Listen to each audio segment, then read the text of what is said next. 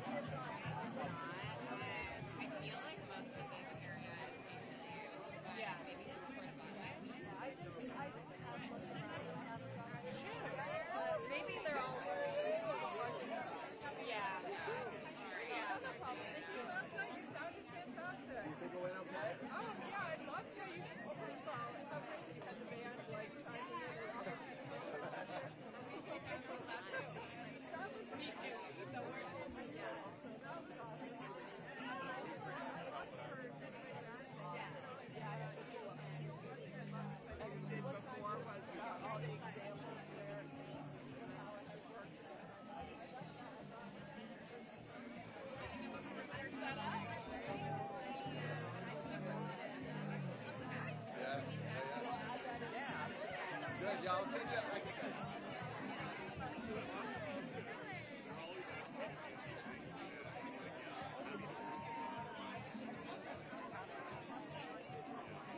get a t-shirt.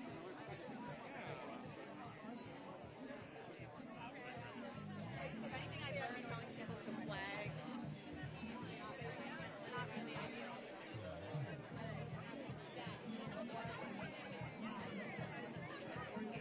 Yeah, I think you're gonna like I live.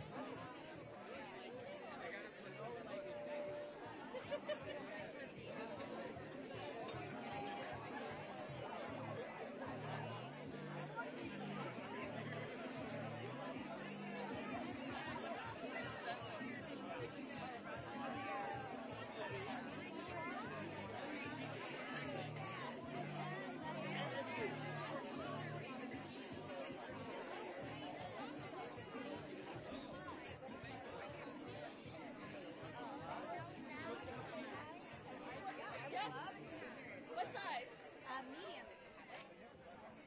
Oh, yeah. Yeah, just not yet. I think we'll start yet.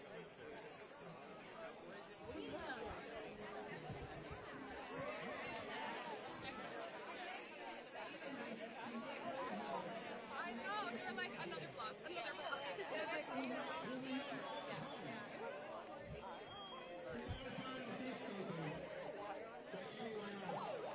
The question of citizenship is not just a legal issue, but a moral issue.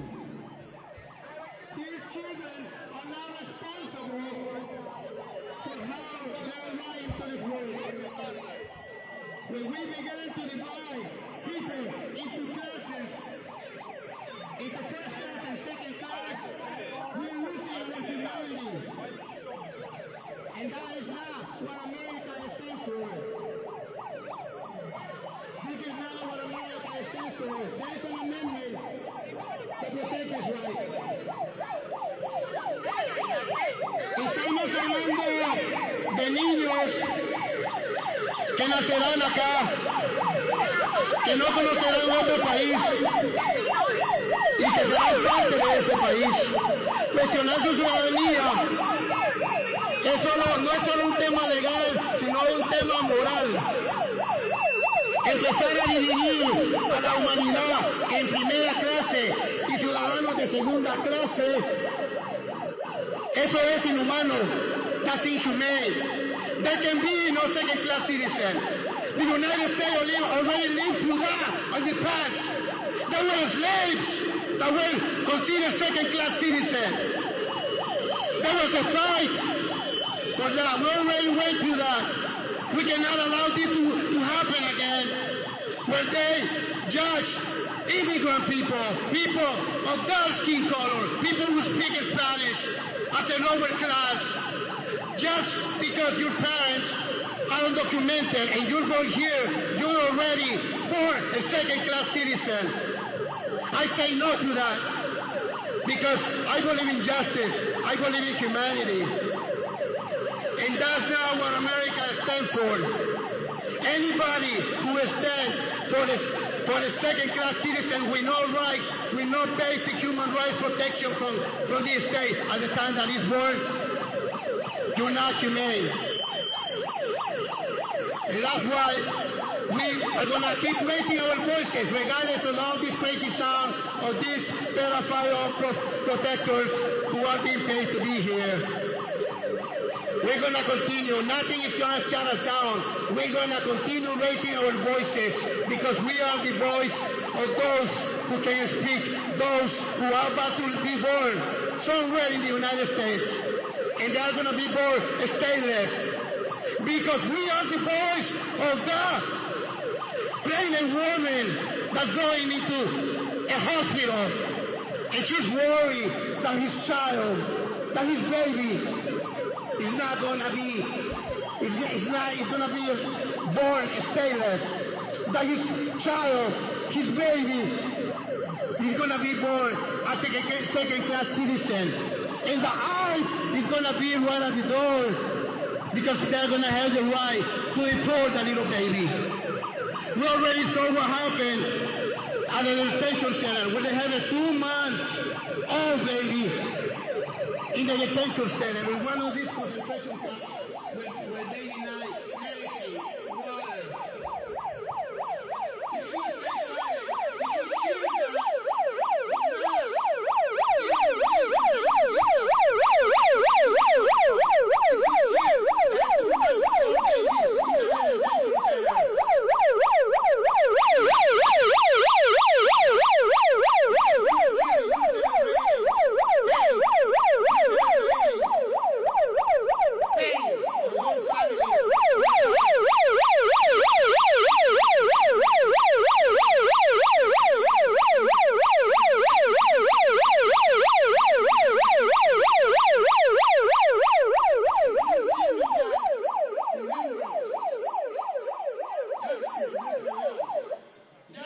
Americans are thinking about ourselves. We don't let immigrants speak for Americans.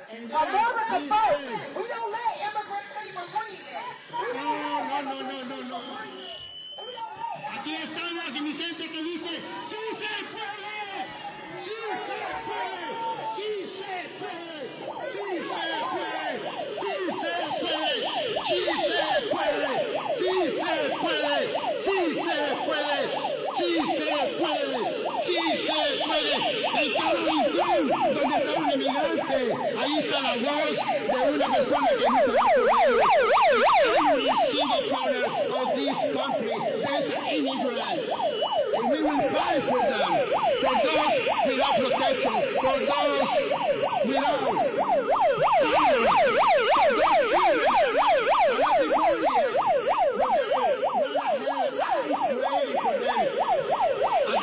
after they are born and being deported.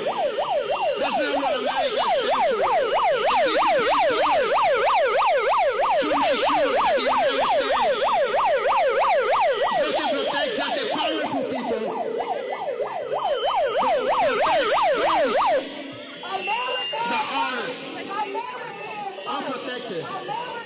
And that's why we keep on raising our voices. Immigrants don't speak for Americans. Immigrants don't speak for Americans. Immigrants don't speak for Americans. Immigrants don't speak for Americans. Immigrants don't speak for Americans. Immigrants don't go to your home country. Go back to your home country. Must go now.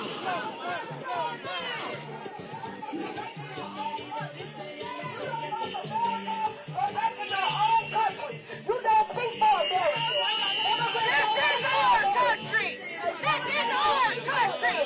This is our country. Americans. Immigrants don't speak for Americans. Go back to your country if you don't like America. Immigrants do not speak for Americans. Go back to your country and make your country great. But you're not going to tell Americans what to do in America. That's not going to happen. Go back to your country. If you don't like America, go back to your country. Free men are speaking for themselves. You are not us. You will not cosplay freemen anymore. Immigrants, illegal aliens, go back to your country. Make your country great.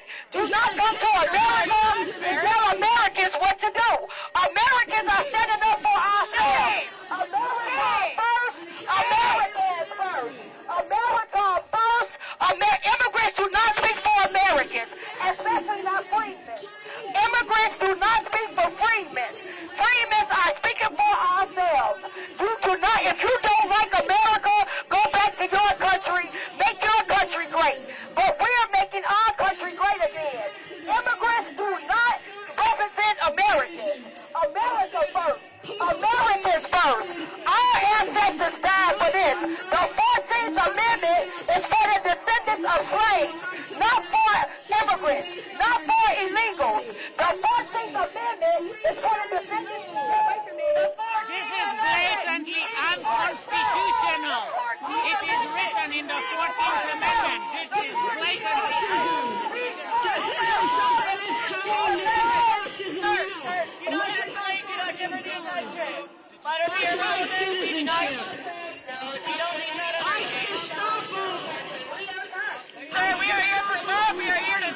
are not here for violence. Concentration camps. We say no. This will keep going.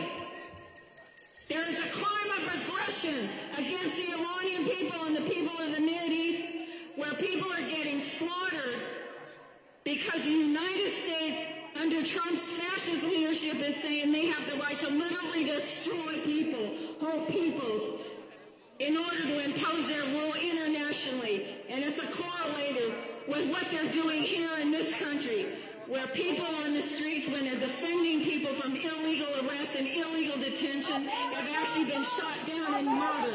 And that is his plan. Fascism is white supremacist. Fascism is xenophobic. Fascism is misogynist. Fascism destroys the environment, and fascism ends all rights for all people except their own. And we say no. There is a way to stop it. And it's not through the elections, people. That's not going to happen, and we don't have time anyway. We got to rouse the people. We got to wake the people up who are sitting on the sidelines, only coming out once in a while, and we got to get them out on the streets and they're moving and President Trump.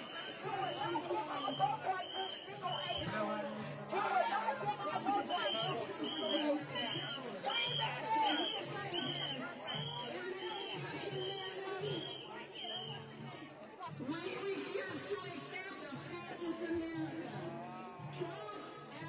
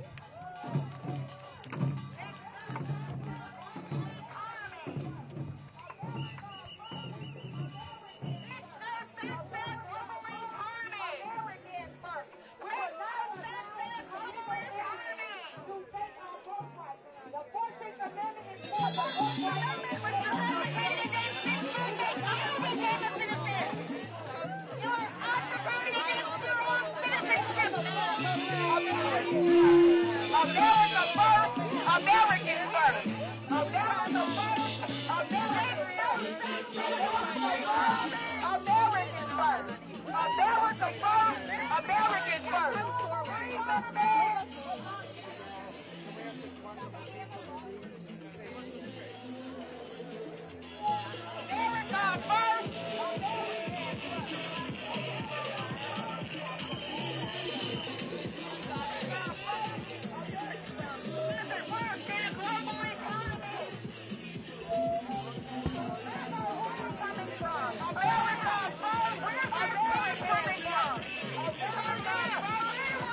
America!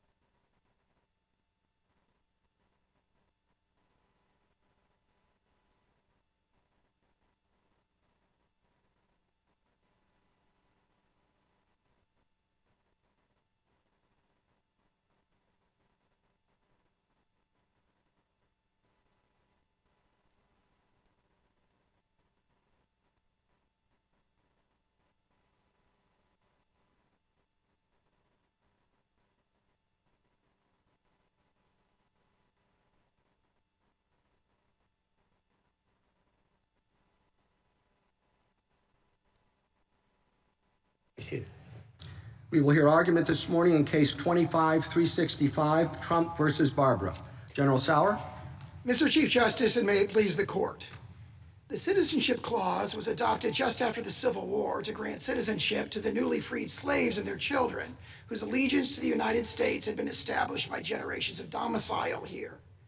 It did not grant citizenship to the children of temporary visitors or illegal aliens who have no such allegiance. This conclusion reflects the original public meaning of the clause. When Congress used the term "not subject to any foreign power" in the Civil Rights Act of 1866, it rejected the British conception of allegiance. Senator Trumbull explained that "subject to the jurisdiction thereof" in the clause means not owing allegiance to anybody else. And in 1884, this court recognized that "subject to the jurisdiction" means owing direct and immediate allegiance. The clause thus does not extend citizenship to the children of temporary visa holders or illegal aliens. Unlike the newly freed slaves, those visitors lack direct and immediate allegiance to the United States. For aliens, lawful domicile is the status that creates the requisite allegiance, and the text of the clause presupposes domicile. For decades following the clause's adoption, commentators recognized that the children of temporary visitors are not citizens, and illegal aliens lack the legal capacity to establish domicile here. Unrestricted birthright citizenship contradicts the practice of the overwhelming majority of modern nations. It demeans the priceless and profound gift of American citizenship. It operates as a powerful pull factor for illegal immigration and rewards illegal aliens who not only violate the immigration laws, but also jump in front of those who follow the rules. It has spawned a sprawling industry of birth tourism, as uncounted thousands of foreigners from potentially hostile nations have flocked to give birth in the United States in recent decades, creating a whole generation of American citizens abroad with no meaningful ties to the United States. I welcome the court's questions. General Sauer, before we get into the broader national issues, would you start with Dred Scott? Dred Scott was a case about state citizenship. It was a diversity case. And of course, we know what Chief Justice Taney did with that. How does the Citizenship Clause respond specifically to Dred Scott and answers or changes or corrects its answer as to citizenship? The other point is the Citizenship Clause refers not just to national citizenship, but also to state citizenship. Are we to have two different definitions for those? It's one word, citizens of the United States and citizens of the state wherein they reside. So as you begin, I'd like you to go back at the beginning and be more specific about the answer, and I want you to explain whether or not those two definitions are the same or related, and what state citizenship is based on. Thank you, Justice Thomas. I'll maybe start by addressing Dred Scott. As you alluded to the fact, Dred Scott, imposed one of the worst injustices in the history of this court, and it led to the outbreak of the Civil War. It's very clear, and this court in all of its early cases interpreting the 14th Amendment said, the one pervading purpose, the main object of the Citizenship Clause is to overrule Dred Scott and establish the citizenship of the freed slaves. And if you look at the debates in the congressional record and discussion surrounding the adoption of the Citizenship Clause, what you see is a very clear understanding that the newly freed slaves and their children have a relationship of domicile. They do not have a relationship to any foreign power. For example, there's a comment where he says, look, people have been here for 5 generations and clearly have no relationships to any foreign African potentate, or have a relationship of allegiance to the United States. And that reinforces our point that allegiance is what the word jurisdiction means. It doesn't mean regulatory jurisdiction or sort of being merely subject to the laws. They're talking and they're thinking about it in those debates about allegiance. Now, as to your second question, if you look at the text of the clause, we believe it says, born in the United States, born or naturalized in the United States and subject to the jurisdiction thereof, are citizens of the United States and the states of which they reside. So there's a constitutional guarantee that applies to both federal or national and state citizenship. And the key point we make there is that that word reside, if you look at, for example, section 1473 of Justice Story's commentaries, was understood to mean domicile. So when they say subject to the jurisdiction, and then they go on to say you're a citizen of the United States and the state in which they reside, the very text of the clause itself presupposes that the citizen is domiciled in the United States. If they're present in a state at all, they reside there. Reside means domicile in the Constitution, and we think that strongly supports our interpretation. It's textual evidence of our domicile-based theory of jurisdiction. Well, starting with that theory, you obviously put a lot of weight on subject to the jurisdiction thereof. But the examples you give to support that strike me as very quirky. You know, children of ambassadors, children of enemies during a hostile invasion, children on warships. And then you expand it to the whole class of illegal aliens are here in the country. I'm not quite sure how you can get to that big group from such tiny and sort of idiosyncratic examples. There are those sort of narrow exceptions for ambassador of foreign public ships. Tribal lineage is an enormous one that they were very focused on in the debates as well. But what I do is I invite the court to look at the intervening step, which is the enactment of the Civil Rights Act of 1866. And there they didn't say subject to the jurisdiction thereof. There it says not subject to any foreign power. Now, if you go back to Blackstone and Calvin's case, they say it does not matter if you are subject to any foreign power. If you are born in the king's domains, you have this indefeasible duty of allegiance to the king at any time. So there's a clear repudiation in the Civil Rights Act. The Civil Rights Act is this breakwater which makes it very, very clear that they are not thinking about allegiance in the terms of like the British common law. They've adopted the Republican conception of allegiance. So it's from not subject to any foreign power, and then the debates just a couple months later make it very clear that they're recodifying the same conception. They were dissatisfied with the potential ambiguity in the phrase Indians not taxed, and they adopted subject to the jurisdiction thereof. And one of the strongest statements of this is Senator Trumbull's statement that I quoted at the beginning, where he says, he's asked, what does that mean, subject to the jurisdiction thereof? And he says, it means not owing allegiance to anybody else. That is what it means. And this court picked up on that in Elk against Wilkins when it says, it uses, completely subject to the political jurisdiction, not mere regulatory jurisdiction.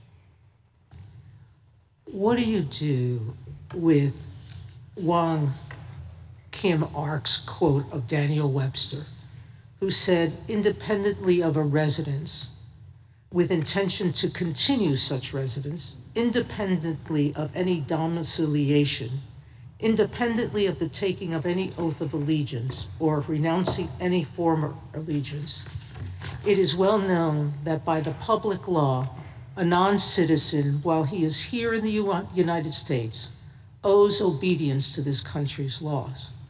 Now, the examples that Wong R. Kim used as exceptions are situations in which there was not temporary allegiance to the United States. The children of foreign diplomats whose only allegiance was to their foreign country, and or occupied territory residents, including those citizens in Maine who had been occupied by the British forces. The US had no control over them. And the whole theory of the Indian tribes was similar. The Indian tribes were analogized to foreign diplomats. So what do we do with that? I'd say two things. First, as the Indian tribes, we think that's a case that strongly supports us because, of course, by 1866 and 1868, there was strong understanding that the Indian tribes were subject to the United States' regulatory jurisdiction. But not the same way that temporary foreigners were, meaning there was a real debate going on whether the U.S. actually had jurisdiction over Indian tribes. That's why our cases, for the longest time, until that was finally settled, said, absent some act of Congress, our laws don't apply. U.S. laws don't apply to Indians on Indian lands, correct? I believe you look at the Rogers decision, for example, that we cite in our brief, where they say that they are subject to the United States. That's later. I'm talking at the time. Yes, at the time. So as to 1817. So what do you do during the debates of the 1866 Civil Rights Act and of the 14th Amendment, with the entire discussion of the people who opposed the amendment, who kept saying, we can't pass it because we're making citizens of gypsies who have no allegiance to anybody, and we're going to make citizens of Chinese people who can't be citizens because we're not going to permit them to be citizens. What do we do with those debates and the fact that the proponents of both acts said everyone who's born in the U.S. will be citizens? First, as that particular exchange, page 2890 of the congressional record from 1866, Senator Cowan gives this virulently racist statement where he says that. And what does he say right at the beginning of that sort of offensive speech? He says, we can't have children of gypsies, children of Chinese immigrants, we can't have them become citizens. And he says, quote, have they any more rights than a sojourner in the United States? So he's trying to persuade the Republicans to his view by appealing to a common understanding that sojourners do not have children who become citizens. So there's powerful evidence there that everybody understood this to, not sweep in the temporary sojourner. And that's why you see for 40, 50 years, you see every commentator who addresses the specific question of temporary presence saying it's not covered by the clause, including for decades after Wong Kim Ark. General, can I take you back to the Chief Justice's question about the specific exceptions to birthright citizenship that everybody seems to agree were recognized under the common law? And it brings up an important principle about how we interpret the law. When particular problems pop up, lawmakers may enact a general rule. When they do that, is the application of that general rule limited only to the situations that they had in mind when they adopted the general rule? Or do we say they adopted a general rule, they meant for that to apply to later applications that might come up? Justice Scalia had an example that dealt with this situation. He imagined an old theft statute that was enacted well before anybody conceived of a microwave oven, and then afterwards someone is charged with the crime of stealing a microwave oven, and this fellow says, well, I can't be convicted under this because the microwave oven didn't exist at that time.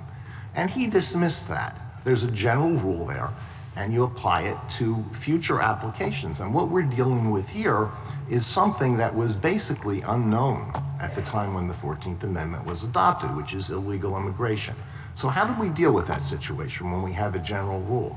Yeah, I strongly agree with the way that you framed it, that there is a general principle, that's a broad principle that's adopted in the phrase subject to the jurisdiction thereof. And we submit that our theory of allegiance and domicile-based allegiance, what explains those specific exceptions that everybody was aware of, but it is broad enough to sweep in future situations. And as you pointed out, illegal immigration did not exist then. Now, the problem of temporary visitors did exist. And it's very interesting that as you look at pages 26 and 28 of our brief, commentators going from 1881 until 1922 are uniformly saying that children of temporary visitors are not included. Now that logic, we say, it naturally extends. It's really an a fortiori case. If you have someone who enters illegally, by the 1880s, there are restrictions on immigration. If you've entered illegally, it's kind of a well-established principle of law going back to the Code of Justinian that says you're not allowed to be there. You don't have the legal capacity to create domicile there. But I think, General Sauer, that what you just said suggests that you can't be arguing in the way Justice Alito suggests, because most of your brief is not about illegal aliens. Most of your brief is about people who are just temporarily in the country, where there was quite clearly an experience of, an understanding of, that there were going to be temporary inhabitants. And your whole theory of the case is built on that group. You don't get to talking about undocumented persons until quite later, and at much lesser, I think it's like 10 pages to 3 pages or something like that. So you can't really be going with Justice Alito's theory. You must be saying that there is a principle that developed, that was there at the time of the 14th Amendment. Isn't that right? We agree there's a principle there at the 14th Amendment. It is the jurisdiction means allegiance, the allegiance of and this is very strongly reflected in 19th century sources, the allegiance of an alien present in another country is determined by domicile. And that goes back to the Venus or the Pizarro. It goes through the Katza Affair in 1853. It comes right up to Fong Yui Ting and Lau Ao Bu that are decided shortly before Wong Kim Ark. So that's the principle. That principle clearly applies here. I also respectfully disagree. Yeah, and I guess, Mr. General Sauer, you know, where does this principle come from? Allegiance, domicile. Allegiance, I think you point to a Lincoln funeral speech as your primary example of where this principle comes from. It's certainly not what we think of when we think of the word jurisdiction, and I appreciate that jurisdiction has many meanings, but you know, the first meaning is like, if you're subject to jurisdiction, you're subject to the authority of. One doesn't say, oh, what that means is a certain kind of allegiance that domiciliaries have and nobody else does. So the text of the clause, I think, does not support you. I think you're sort of looking for some more technical, esoteric meaning. And then the question comes, okay, if the text doesn't support you, if there's a real history of people using it that way, but as far as I can tell, you know, at the time of the 14th, you're using some pretty obscure sources to get to this concept. Well, I take it straight from the framers' mouths. So, for example, Senator Trumbull was asked, what does jurisdiction mean? He means subject to the jurisdiction. He said, what does that mean? He says it means not owing allegiance to anybody else. He is the principal framer of the Civil Rights Act of 1866. Representative Bingham, who's the framer of the 14th Amendment, is asked, what does it mean in the congressional record at page 1291? He says, within the jurisdiction of the United States of parents not owing allegiance to any foreign sovereignty. And we've cited many, many examples where the congressional debates reflect that. Then you referred to the oration of George Bancroft. That's one of probably 16 sources, but there's at least 13, counting that one in the 12 treatises we cited, pages 26 to 28 of our brief. There is over a dozen sources that specifically address temporary sojourners. In the 5 decades after the enactment of the amendment, every single one of them says, well, temporary sojourners, their children are not included, including for 2 decades after Wong Kim Ark. So, if domicile's the key linchpin to your argument, and I take it that it is, do we look at how domicile was understood in 1868, or do we look at it how it's understood today in context of the INA? The 1868 understanding, I'm not aware of a strong difference between those. Well, here's where I'm going with it. I'm just working within your argument for a moment. Today, you can point to laws against immigration that are much more restrictive than they were in 1868. We really didn't have laws like that we do today until maybe 1880. So if somebody showed up here in 1868 and established domicile, that was perfectly fine without respect to anything, any immigration laws. There they were. And so why wouldn't we, even if we were to apply your own test, come to the conclusion that the fact that someone might be illegal is immaterial?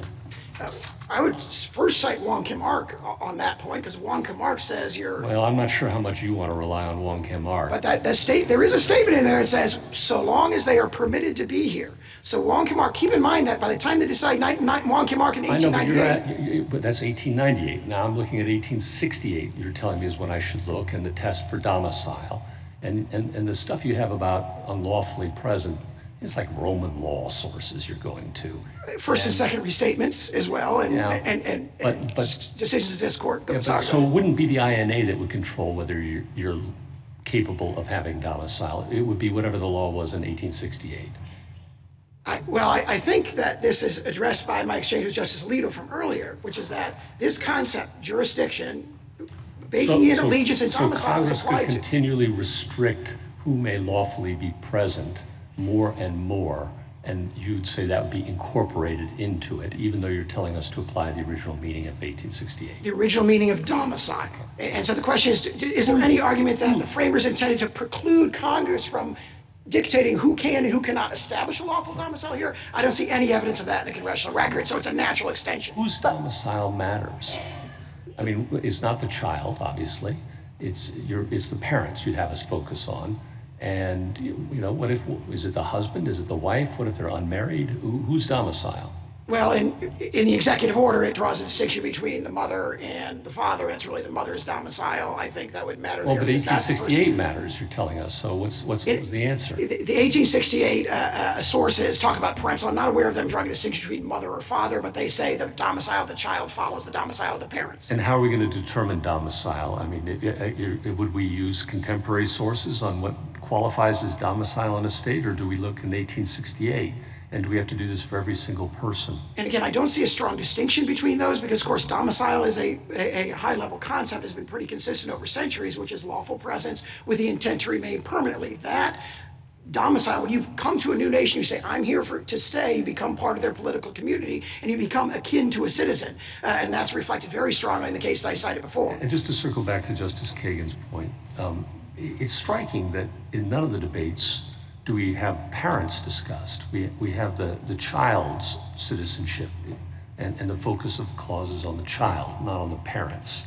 And you don't see domicile mentioned in the debates. The absence is striking. I think the 19th century sources would say a newborn child lacks the capacity to form a domicile, so they're imputed the domicile of their parents. So I don't think they would have seen a distinction between children and parents. And I point out that their position, like ours, is forced to look at the domicile of the parents because if you look at the exceptions that they accept, like I'm talking about tribal Indians and so forth. I'm talking about in the debates over the 14th Amendment and the Civil Rights Act. It's striking that these concepts aren't discussed in them. I think domicile is discussed. I mean, it's brought up in many... Allegiance, jurisdiction, complete jurisdiction.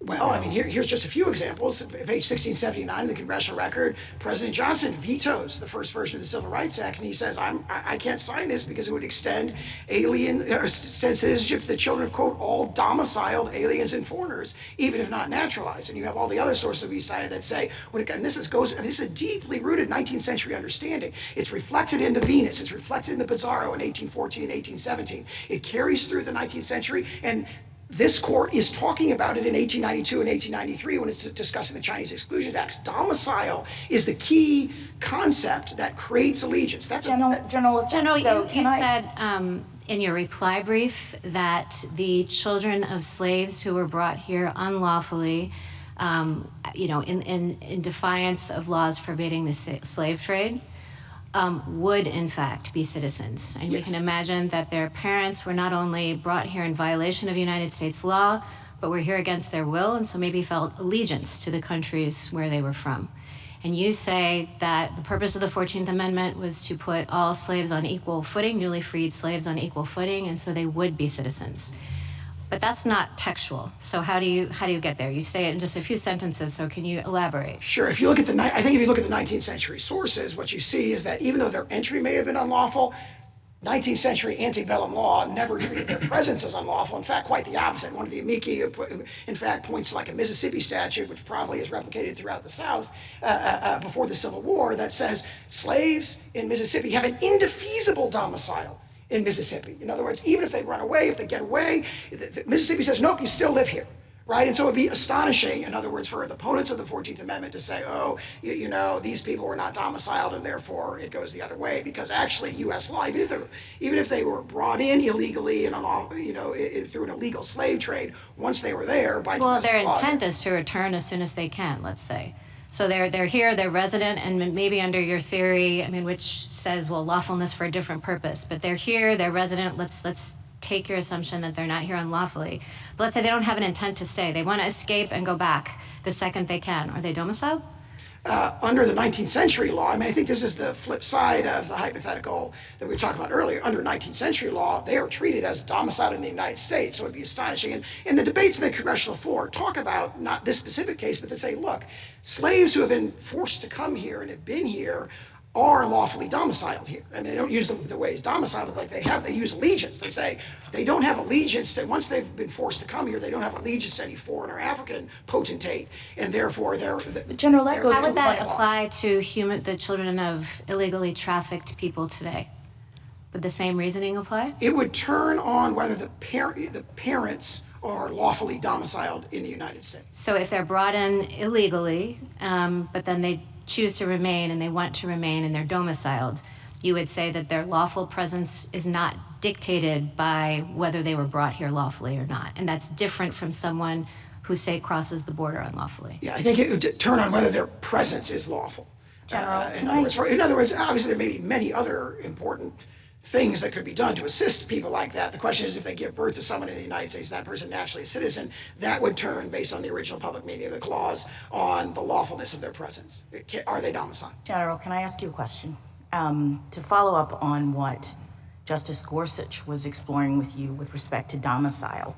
Did I understand you to say that domicile is going to be eventually or is controlled by Congress? Who is domiciled? I'm struggling to figure out who is domiciled in your argument. The domiciliaries are people who are lawfully present and have an intent to remain permanently. So that's a kind of black letter, understanding of domicile. Now, Congress can't dictate that certain classes of people, legal entrants and so forth, cannot lawfully, lack the legal capacity to form a legally binding domicile. But if that's so, then doesn't it make the domicile for the purpose of the 14th Amendment turn then ultimately on Congress's will in a way that the framers did not intend? I mean, my understanding was the framers put this citizenship clause into the Constitution to prevent future Congresses from being able to affect citizenship in this way. Sure. Very briefly, no, I don't think so, because it is up to the alien whether or not they want to be domiciled here. Now, there may be collateral I thought you just said Congress can make determinations as to who counts as being domiciled here. So if that's true, then it ultimately would impact, in your theory, whether or not this person can claim that they have citizenship for 14th Amendment purposes based on Congress's determination. And I just thought that's what the 14th Amendment was trying to get away from. Yes, please. Very briefly, I just point you to the discussion in Professor Werman's amicus brief where he talks about this is not a new problem. Going back even to the British common law, there's a situation of people who lack a safe conduct and are passing through the king's domains without permission. And he says the best reading of the common law is they are not under the protection of the king and they're not covered by the rule of birthright citizenship. Thank you, counsel. You mentioned in your briefing and also this morning the problem of birth tourism. Do you have any information about how common that is or how significant a problem it is? It's a great question. No one knows for sure. There's a March 9th letter from a number of members of Congress to DHS saying, do we have any information about this? The media reports indicate estimates could be over 1 million or 1.5 million from the People's Republic of China alone. The congressional report that we cite in our brief talks about certain hotspots like Russian elites coming to Miami through these birth tourism companies. And I mean, here's a fact about it that I think is striking. Media reported as early as 2015 that based on Chinese media reports, there are 500 birth tourism companies in the People's Republic of China whose business is to bring people here to give birth and return to that nation. Having said all that, you do agree that that has no impact on the legal analysis before us? I think it's, I quote what Justice Scalia said in his Hamdan dissent, where their interpretation has these implications that could not possibly have been approved by the 19th century framers of this amendment. I think that shows that they've made a mess, their interpretation has made a mess of the provision. Well, it certainly wasn't a problem in the 19th century. No, but of course, we're in a new world now, as Justice Alito pointed out to, where 8 billion people are one plane ride away from having a child who's a U.S. citizen. Well, it's a new world. It's the same Constitution. It is, and as Justice Scalia said, I think in the case that Justice Alito was referring to, you've got a constitutional provision that addresses certain evils and it should be extended to reasonably comparable evils. He said that about statutory interpretation. I think the same principle applies here, and I think we quote that in our brief. Thank you. Justice Thomas, anything further? Generally, you're getting a lot of questions about immigration, and they harken back, of course, to citizenship, which is defined in or set out in the 14th Amendment. How much of the debates around the 14th Amendment had anything to do with immigration?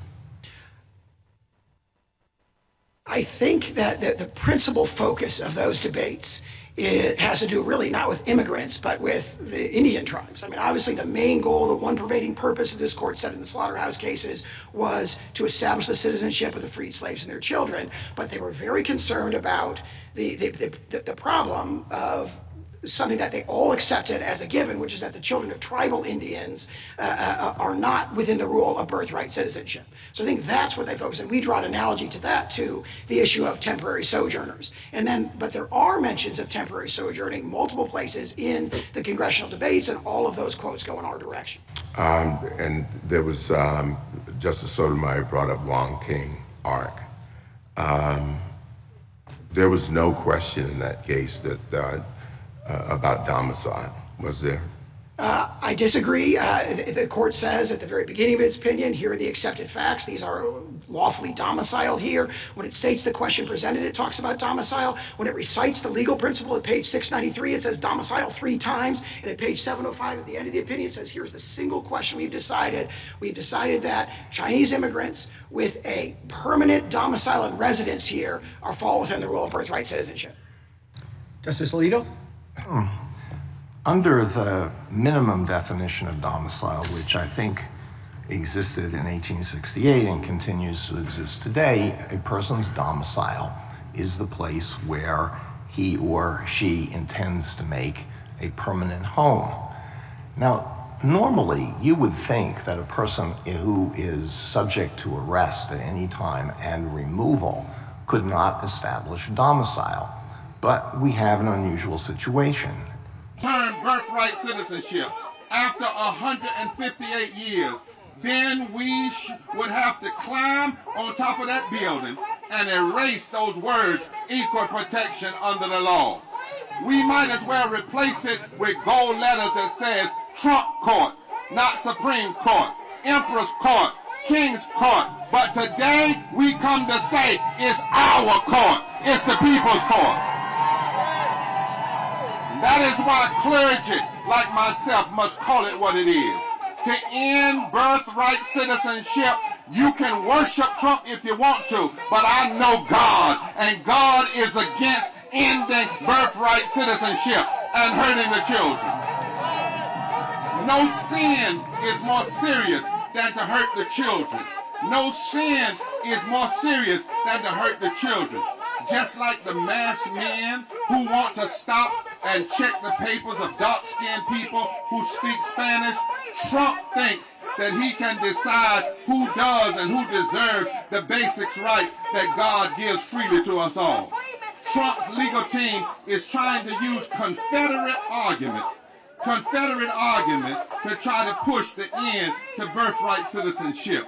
In 2023, we welcome 3.6 million children to this country. Tens of thousands of them got birthright citizenship, which meant from the day they were born, they had equal protection under the law and a right to pursue happiness. Somebody shout, leave the children alone.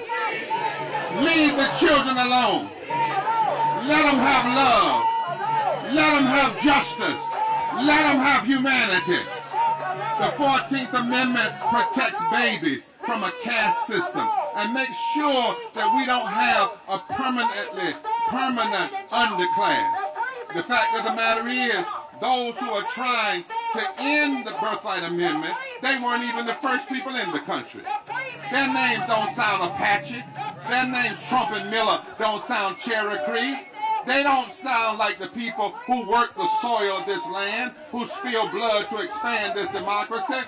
Those were black people and Latino people and Native Americans. So if you want to talk about first, let's go to the first people that were here. The 14th Amendment, equal protection under the law, was written in birthright citizenship so that evil could not be perpetrated against the children. They didn't allow evil in 1868, and we're not going to allow evil in 2026. We will not allow our babies to be pressed into a permanent underclass.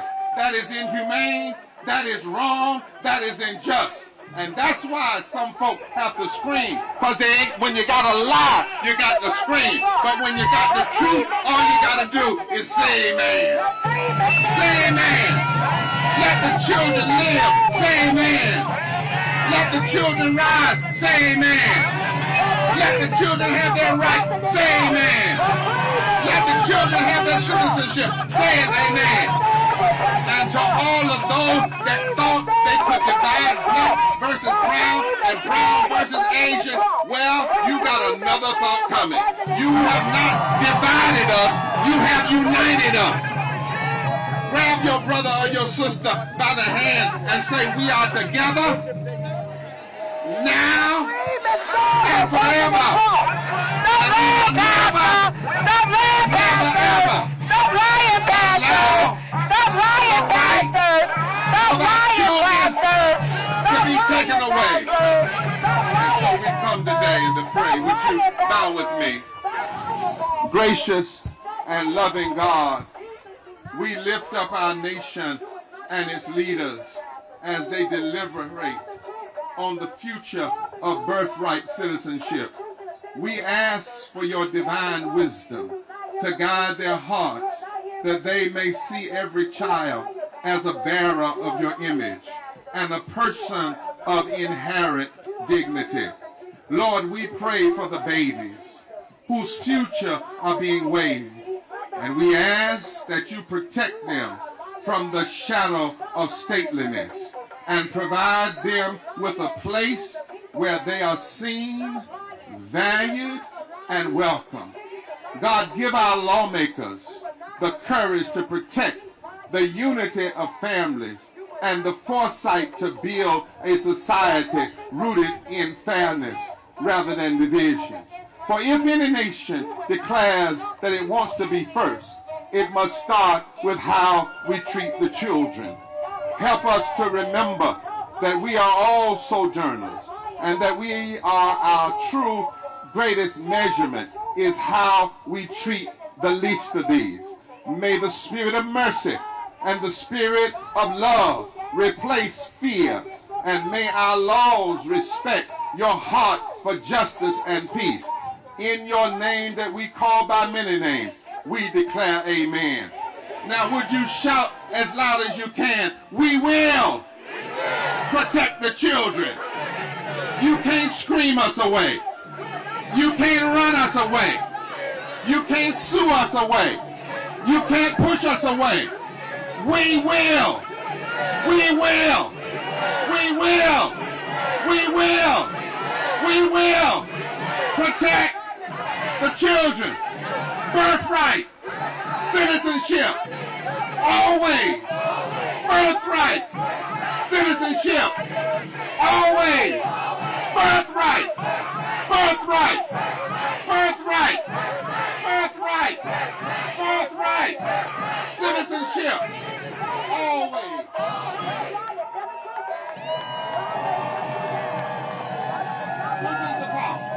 This is the power. This is the power. What's his name?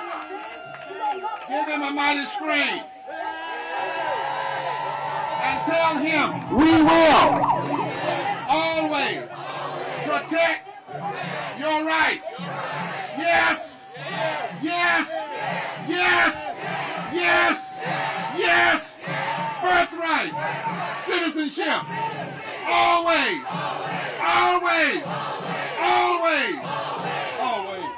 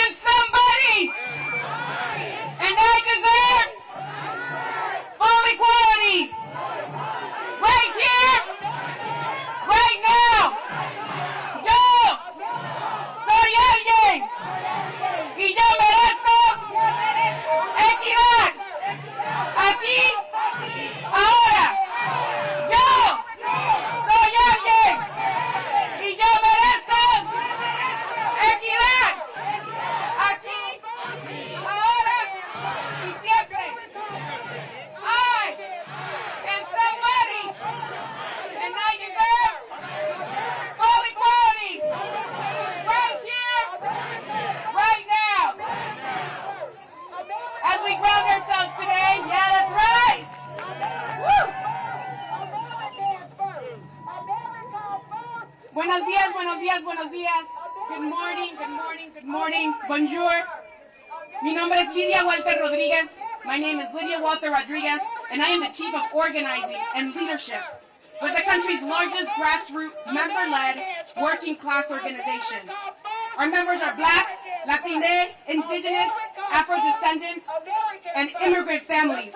We make up over 189,000 members in 46 states. Nuestra membresía es más de 189,000. Somos miembros negros, latinos, afrodescendientes, indígenas, inmigrantes. Y estamos el día aquí, hoy, diciendo que somos poderosos. ¿Somos poderosos? ¿Somos poderosos? We are a community. We are grassroots people, power, and action. We are CASA.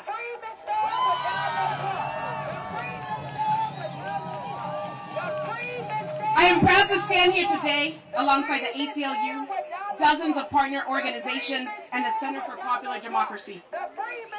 It is an honor to serve as a co-MC today, alongside my brother in the movement, Mario Cooper.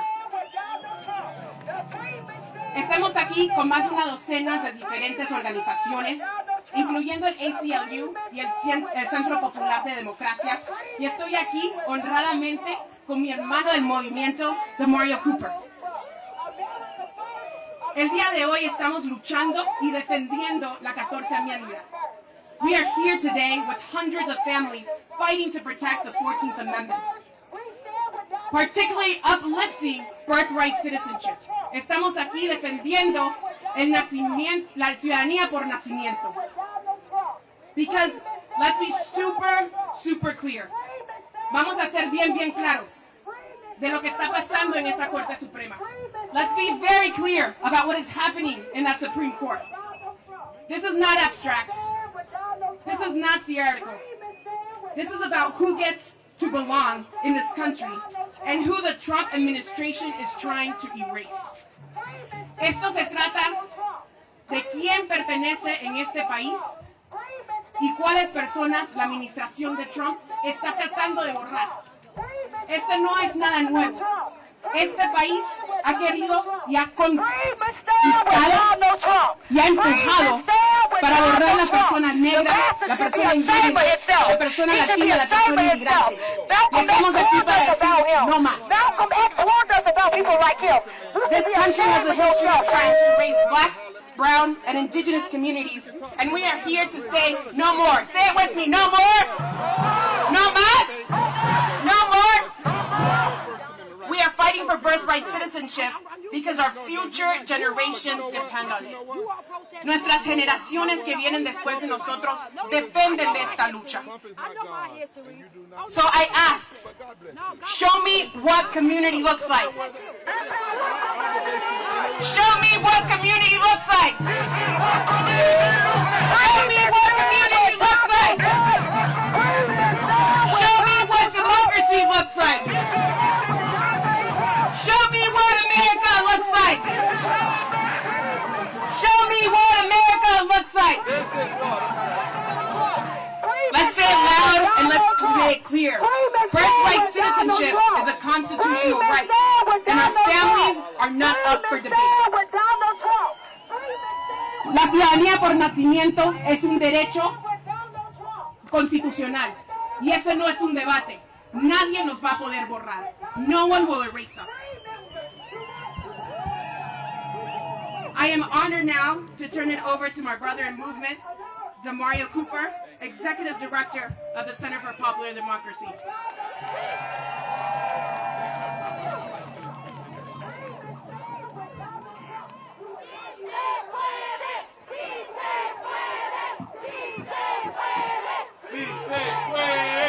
Hey, y'all, give it up for Lydia and Casa, man. Hey, look. This is beautiful. This is beautiful. This is the kind of country we want to live in. This is the kind of environment we want to live in. Look, you got brown people. You got AAPI people. You got brown, like black people. This is the kind of country we want to live in. And there's always somebody who is paid by our oppressors to come to places where we have unity and disrupt. That's always the case. It's always the case. But let's talk about what we're really fighting about here. Let's talk about what we're really fighting about here. The birthright citizenship is a key pillar of the 14th Amendment of the Constitution of the United States of America. It's a key pillar. Now the thing about the 14th Amendment that we all need to understand, and even this person screaming needs to understand, is that the 14th Amendment was created because 400,000 black and brown, black enslaved people freed their enslavers. They ran away from their enslavers. 400,000. 200,000 of those people joined the Union Army and fought to save the Union. They wanted to save the Union so that there was a new future of justice and equality in this country. The 14th Amendment gave the Bill of Rights to everyone who was not a landowning white man. That's what it did. That's what it did. And like Barbara, what Bishop said, it reconstructed this country. That was regular people like us. That was people like you. And they changed this country. They changed it for the better. And we won things. We won things for people like you. Even this person yelling right now is allowed to yell in public because the 14th Amendment exists. Whether or not she got paid, I don't know who she got paid by. But she's allowed to do that because the 14th Amendment exists. That is the truth. That is the truth. And we need to understand that right now what they're doing, they're attacking immigrant communities. They're attacking immigrant communities. But they're really trying to attack the 14th Amendment of the United States, which gives us citizenship. And let's be very clear for the people who are holding signs talking about illegal immigrants. The 14th Amendment of the United States says that all persons get due process and equal protection under the law in this country. All persons, not citizens, all persons. We have to defend the 14th Amendment. All the rights that we experience in this country are the things that we care about are protected by the law of the 14th Amendment. Whether you talk about equal education, citizenship rights, voting rights, the ability to marry who you want. Those are the things that we care about. That's what we say when we say freedom. That's what we talk about when we say freedom. And right now they're trying to attack that for all of us. So I'm telling you, if you're an immigrant person, they're not going to let you in. It doesn't matter how good you are. My ancestors were good. They did what they're supposed to do. They built communities. They built economies. And they came and destroyed them because the 14th Amendment has never been fully implemented in this country. And it is our job, it is your job to protect this amendment, not just for the last 150 plus years, but for the next 250 years. If y'all with us, if y'all here to do that, let me hear you say we got to defend the 14th Amendment. Defend the 14th Amendment. Say it with me. Defend the 14th Amendment. Defend the 14th Amendment. Defend the 14th Amendment. It is ours. This is our government. It is your government. We get to decide what kind of future we have. We do. Not people screaming lies and crime. That's a very small group of people. There's more of us than them.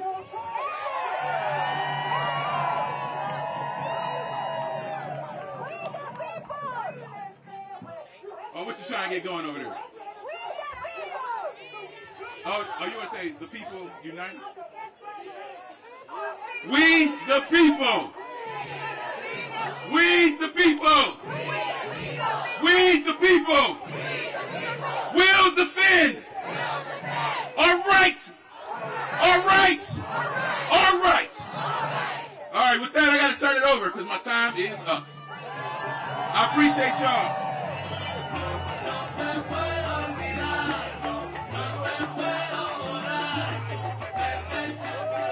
I want to introduce Chief Executive Officer of the League of United Latin American Citizens, LULAC.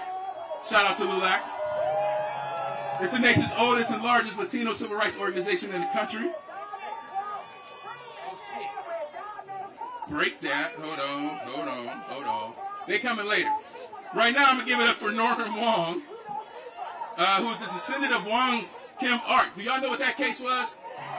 Oh yeah, we got an educated crowd. Yeah. This is the grandchild, great grandchild of a person who's been fighting. His great grandperson fought to protect citizenship rights for immigrant people. If you know the case, you know that they had to fight it all the way up to this building. And he has continued that fight by joining us here to remind the nation that we already settled this issue. This is a moot issue. But I'm going to give him space here, please. Please, please, please. Welcome Mr. Norman Wong to the stage, please. Thank y'all. We love y'all. Let's keep fighting.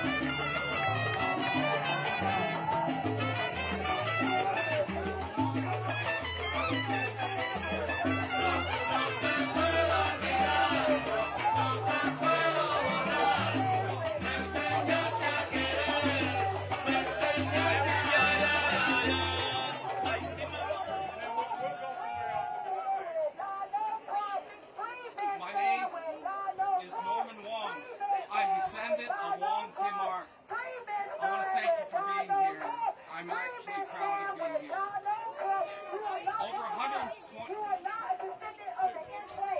Over 125 years ago, Wong Kim Ark fought for his rightful place as an American. In 1898, he won his case before the United States Supreme Court, affirming the 14th Amendment that guarantees citizenship to those born on U.S. soil. That decision helped define what it means to be an American. For much of my life, I did not know this history or my connection to it. When I finally learned, I saw Wong Kim Ark not as family, but as a distant historical figure. But over time, I came to embrace my family's legacy. His fight was not just his own. It was for me and for generations to come. Like many immigrants, my family's story is one of sacrifice, separation, and hope. My great-grandfather returned to America as a child to work and support the family. My father did the same, and they came because America represented opportunity, a chance at dignity, survival, and a future. Wong Kim Ark's victory ensured that people like me and millions of others would be recognized as fully American, not as outsiders in the country of our birth. His case transformed the 14th Amendment from the words on paper into living promise. Today, that promise is still being tested. Birthright citizenship is not just a legal principle. It's a statement about who we are as a nation. It affirms that America is not defined by bloodlines or exclusion, but shared values and equal rights. This is Wong Kim Ark's legacy. This is my legacy. It is our legacy. And now it is our responsibility to protect it, to our children and for generations yet to come. May we continue to live up to that promise.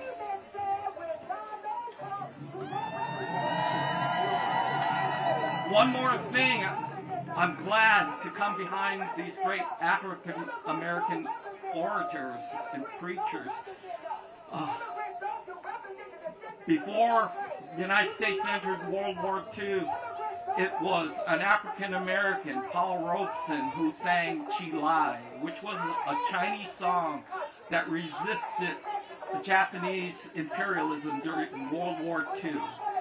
He sang Chi Lai so beautifully, and if you don't know him, you should. And I want to thank the African American community for coming out and supporting all the minorities, because we are all in this together. So, thank you.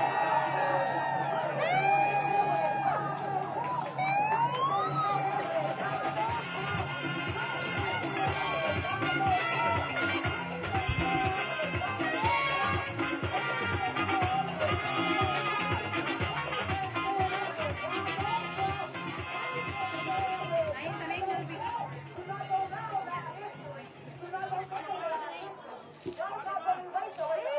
¿Me escuchan?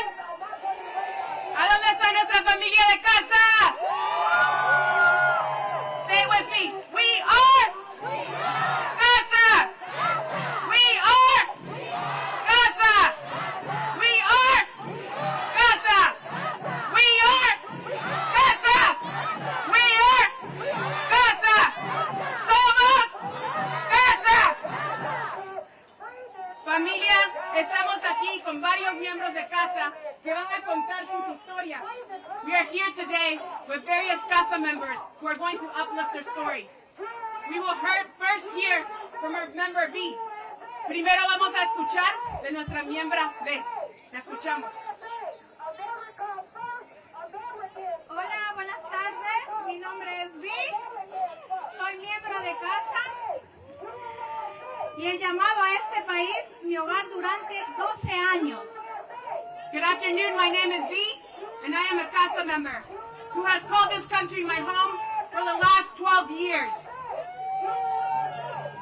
Soy madre de un hijo nacido en Estados Unidos que tiene ciudadanía por nacimiento. I am a mother of a child born in this country who is a citizen at birth.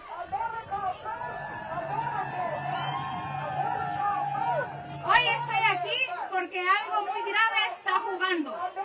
La ciudadanía por nacimiento no es un privilegio, es un derecho garantizado por la Constitución de este país por la enmienda 14.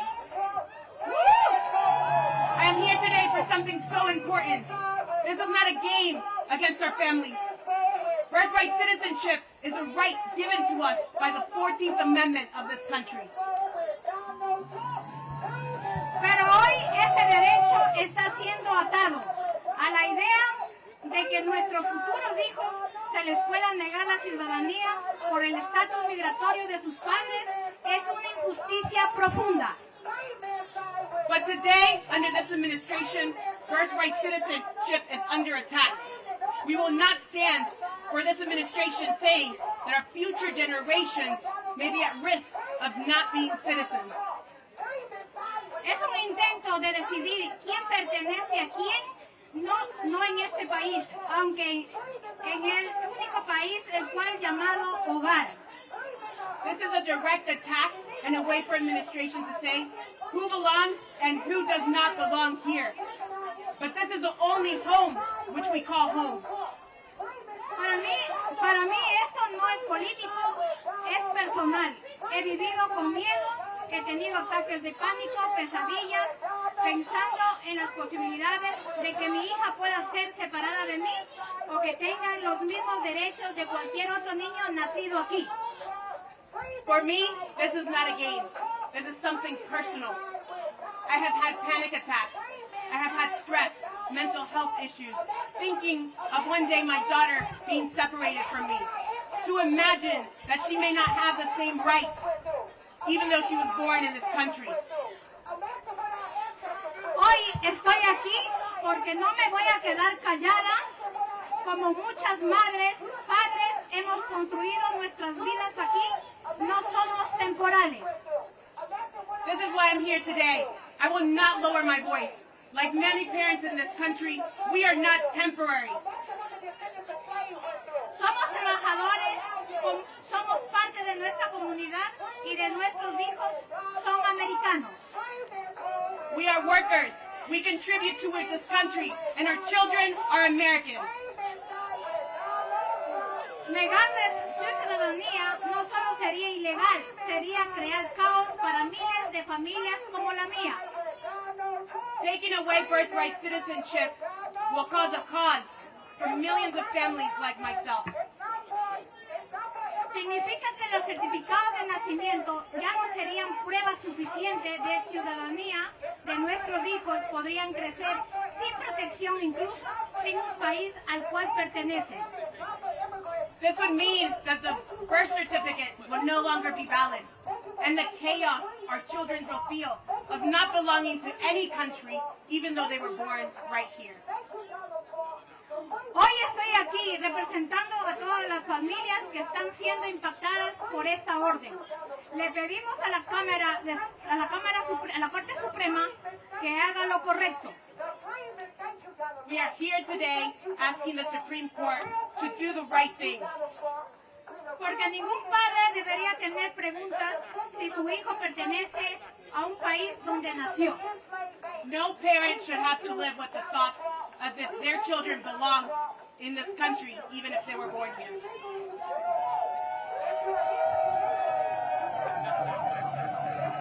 No nos vamos a rendir, seguiremos organizándonos, luchando y levantando la voz, porque nuestros hijos merecen un futuro seguro, digno y con todos sus derechos. We will not back down. We will continue to organize, mobilize, until our children receive the dignity that they deserve.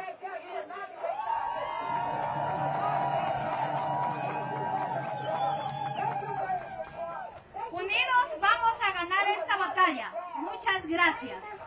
Together we will win this fight. Thank you so much.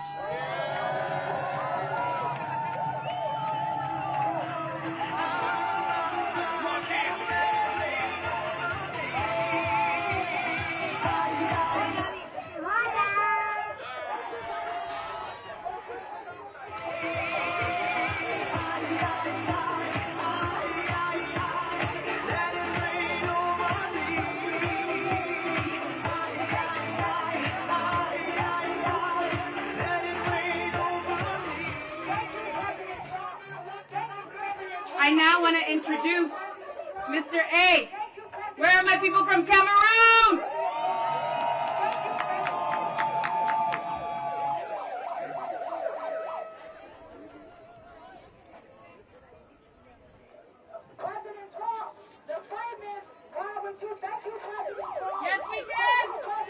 Yes, we can. Yes, we can.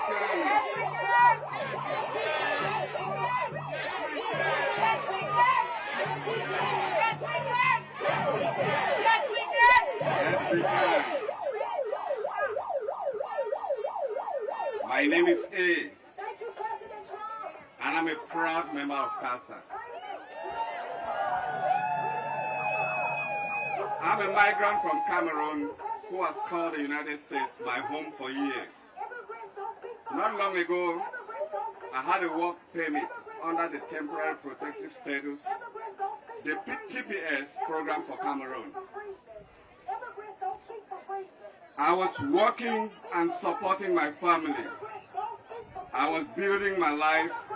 I felt like I was finally stepping out of the shadows of fear. But the Trump administration took that away from me and from all Cameroonians by ending TPS for Cameroon through an executive order.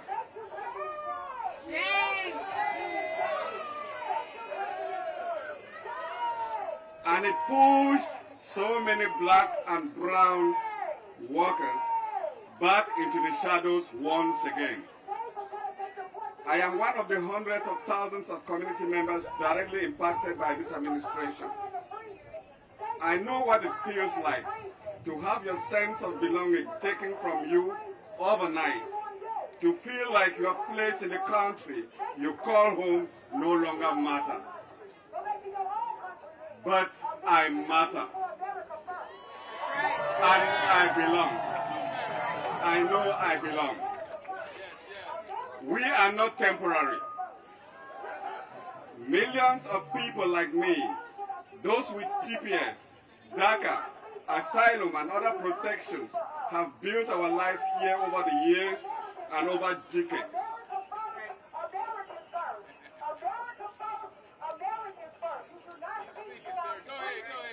We are workers, we are parents, we are part of this country, and so are so many others, regardless of immigration status, who have deep roots in their communities in this country, which we call home.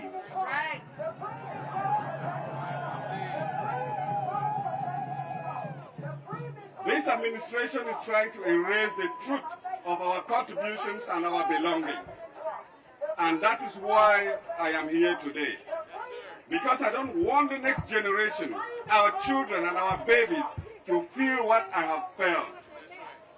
What this means is that at one moment, so many of the children born in this country will become stateless, and we do not want that to happen. That's right. That's right. I don't want any child born here to ever question whether they belong. Yet now, this administration is attacking birthright citizenship as another way to erase black and brown people and erase the diversity and working class strength that make this country what it is.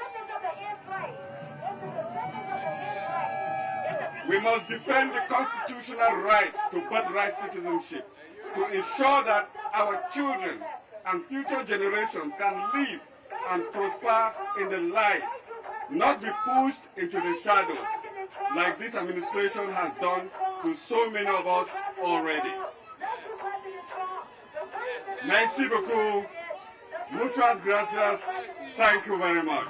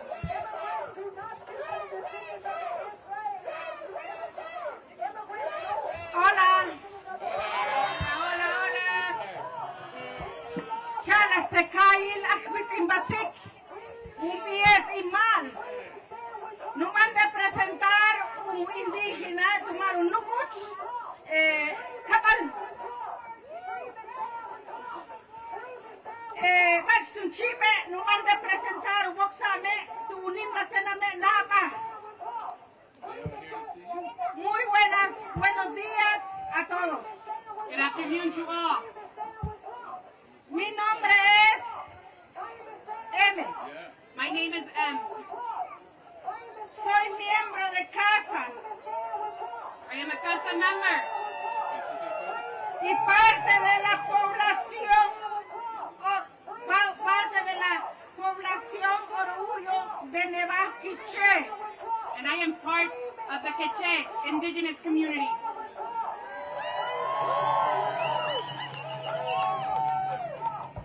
Ningún padre y ninguna madre debería tener cuestiones si su hijo o hija pertenece al país donde nació.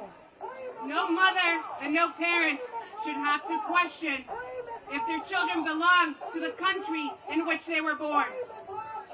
Hoy enfrentamos una realidad en la que algunos niños podrían quitar su nacionalidad o ser empujado a la sombra de un sistema migratorio. Today we are confronting the reality of if some of our children will be pushed into the shadows by a system that is built in questioning their birthright citizenship.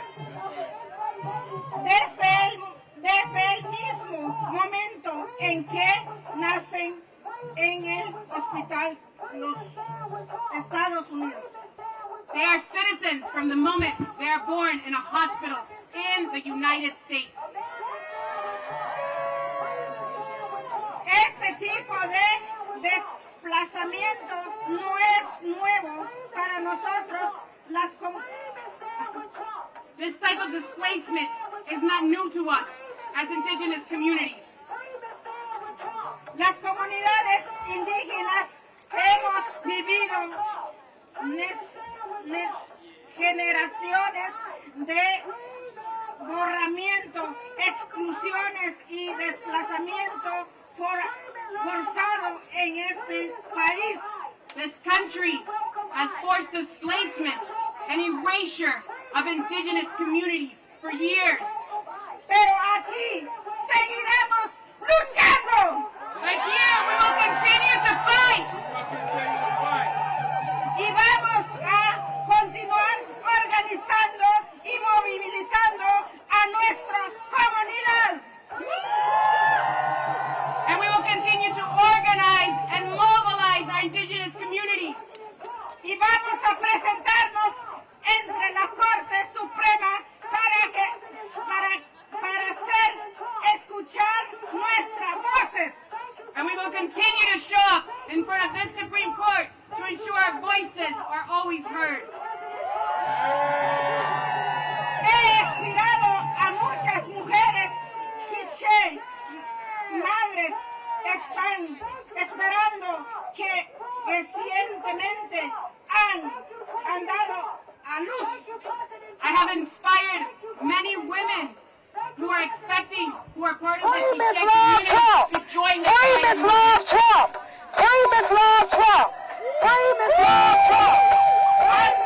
A dar un paso al frente, a unirse, la demandar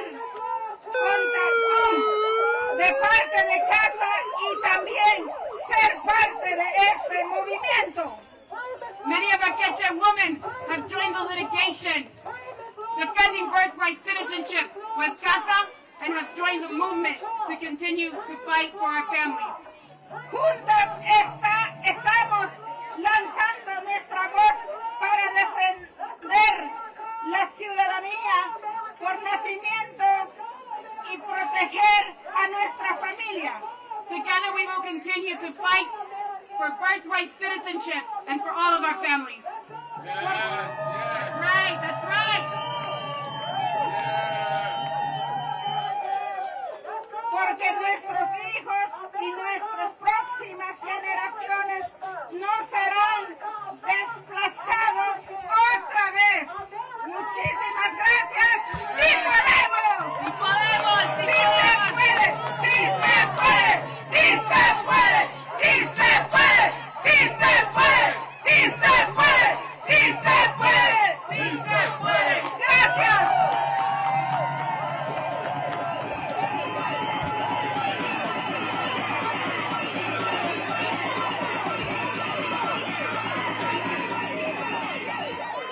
Y'all want to thank all the speakers who were brave enough to come up here and speak. It's so interesting. It's so interesting that I keep hearing this noise from over here, and they keep talking about freedmen.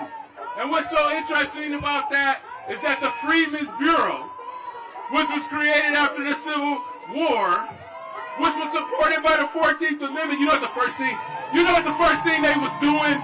You want to know what the first thing that the Freedmen's Bureau was doing? It was trying to find people's families. What? It was trying to keep the families together. It was looking for people's babies and their parents. Right? You know what I'm saying? So it's funny that somebody keeps talking about the Freedmen's Bureau and freedmen, when in fact the Freedmen's Bureau would have been supporting this rally right here. Yeah, baby. Yeah. I don't know how much you gotta get paid to sell your people out. I don't know what the cost of that is. I didn't take the bribe. I can't take it. You know somebody else who can't take the bribe? The Senator Alex Padilla, who I'm about to bring up to the stage. Yeah. Senator Padilla is the son of immigrants and the first Latino elected to represent California in the United States of America Senate. He serves as the ranking member of the Judiciary Subcommittee on Border Security and Immigration. He like on the front lines inside of this place. Making him one of the most prominent voices in Congress fighting for immigrant rights and to make sure that everyone has a fair shot at the American dream. Let's be clear, we're talking about the American dream. We're talking about values right now. What values do you have? Do you believe that human beings are human beings? Do you believe that human beings are human beings? Like we all are human beings, right? Well, that's what we're here to fight for. We're here to fight for human rights. I want to bring Senator Padilla up to the stage. Yeah, thank you. Thank you for helping be an example for me. Thank you, sir.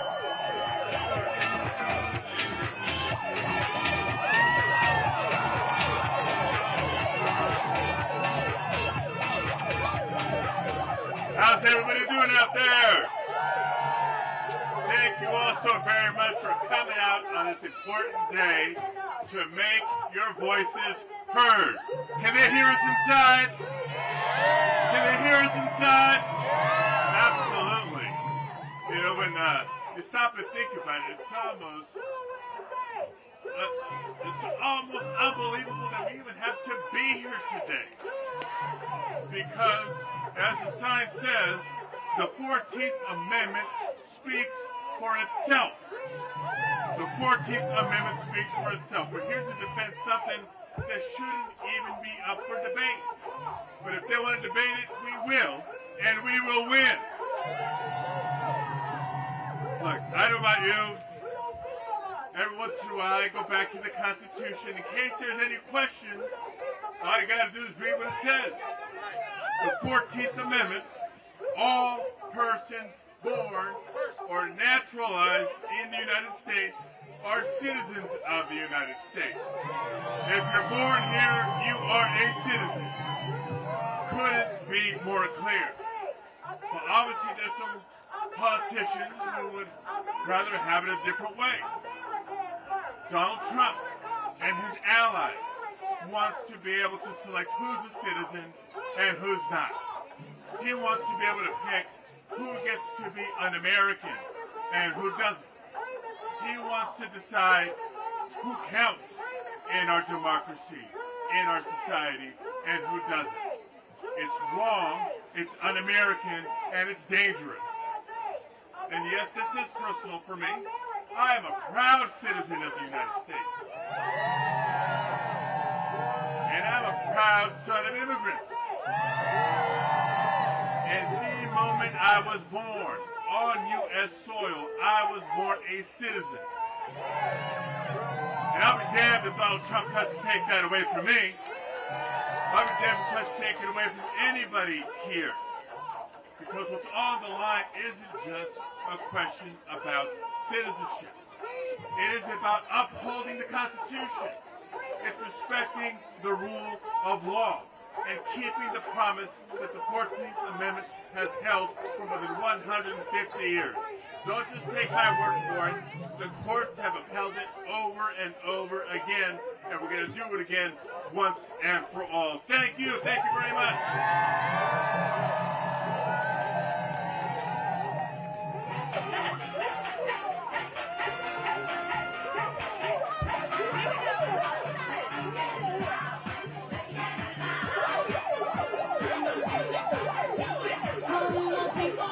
¡Sí se puede! ¡Sí se puede! ¡Sí se puede! ¡Aquí estamos! ¡Y no nos echen porque luchemos! ¡Aquí estamos! ¡Y no nos echen! We are now going to bring up to the stage Janae Nelson, President and Director Counsel of the NAACP Legal Defense Fund. Vamos a darle un gran aplauso.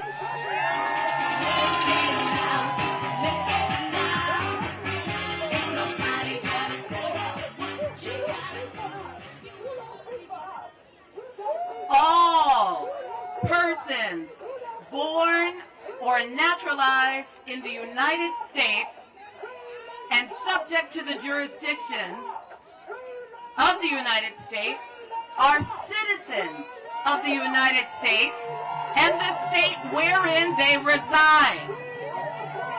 Todas las personas nacidas o naturalizadas en los Estados Unidos y sujetas a su jurisdicción son ciudadanos de los Estados Unidos y del estado en que residen. The words of the Constitution in English, Spanish, or whatever language you use could not be clearer. The words of this Supreme Court in 1898 in Wong Kim Ark could not be clearer. The words of the 1952 Immigration and Naturalization Act by U.S. Congress could not be clearer. And we, the people, could not be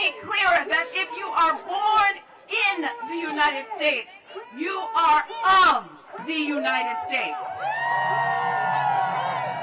We will not let someone who peddles in replacement theory, someone who believes that only white males should have power, we will not allow an individual or his administration to rewrite our Constitution.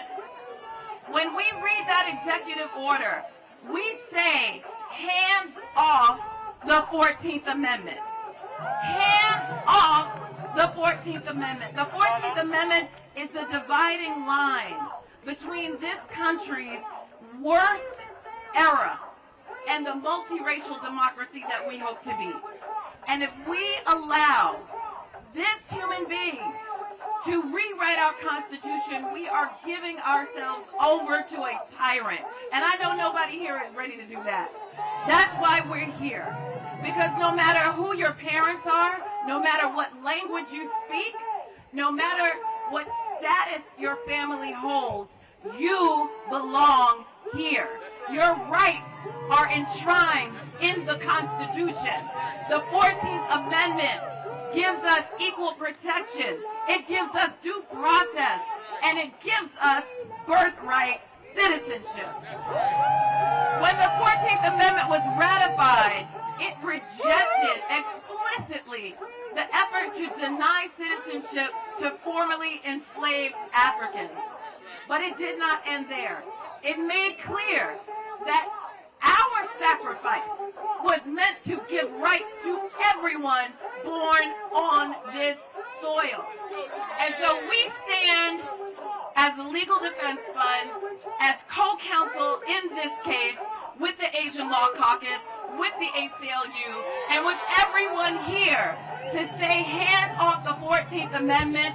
Birthright citizenship is our constitutional right, and I need you to say it loud to drown out the nonsense over there and let them hear it all the way to the White House. Hands off the 14th Amendment! Hands off the 14th Amendment! Hands off the 14th Amendment! Hands off the 14th Amendment! Hands off the 14th Amendment!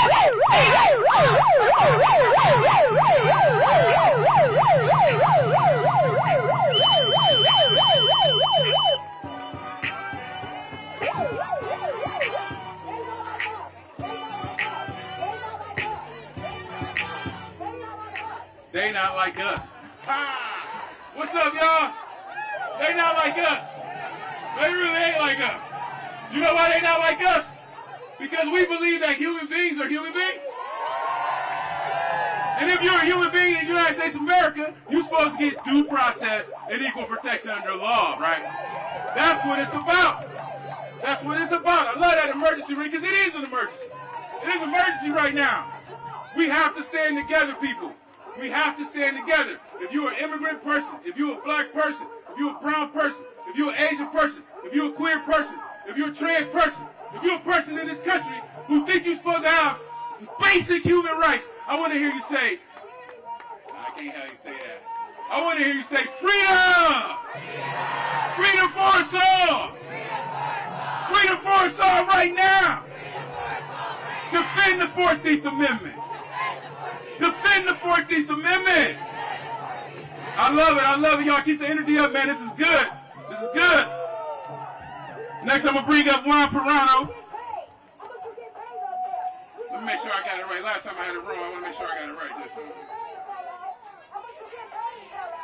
Wait, Juan Perano is the Chief Executive Officer of the League of Latin American Citizens. This is LULAC. I'm sorry, sir. I had called you earlier. You weren't here yet, I don't think. This is the nation's oldest and largest Latino civil rights organization in the country. Give a shout out. Go ahead. Through his career, he has worked at the intersection of social impact and civic engagement and justice, including serving alongside NAACP leadership as the first Latino on its CEO Advisory Committee, helping lead major civil rights and humanitarian campaigns such as the Hurricane Katrina effort, the Voting Rights Restoration Act. Juan brings both vision and urgency to the fight for political and protect civil rights in this country, to defend the Constitution and uphold birthright citizenship. So I want to give a round of applause. Keep the energy up. You know what I'm saying? Keep the energy up. Yeah. Give it up to Brown Morano.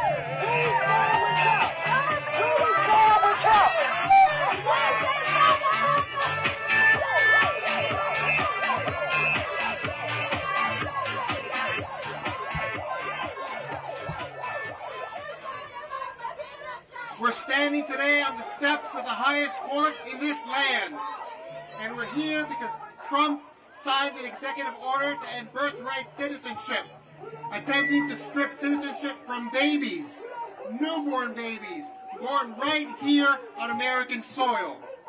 The League of United Latin American Citizens is the country's oldest and largest Latino civil rights organization. For nearly a century, LULAC has stood on the front lines fighting for the dignity, the rights, and the belonging of Latino communities in this country. And I'm here to tell you, we will not stand by while this administration tries to make our children second-class people. The 14th Amendment to our Constitution could not be more clear.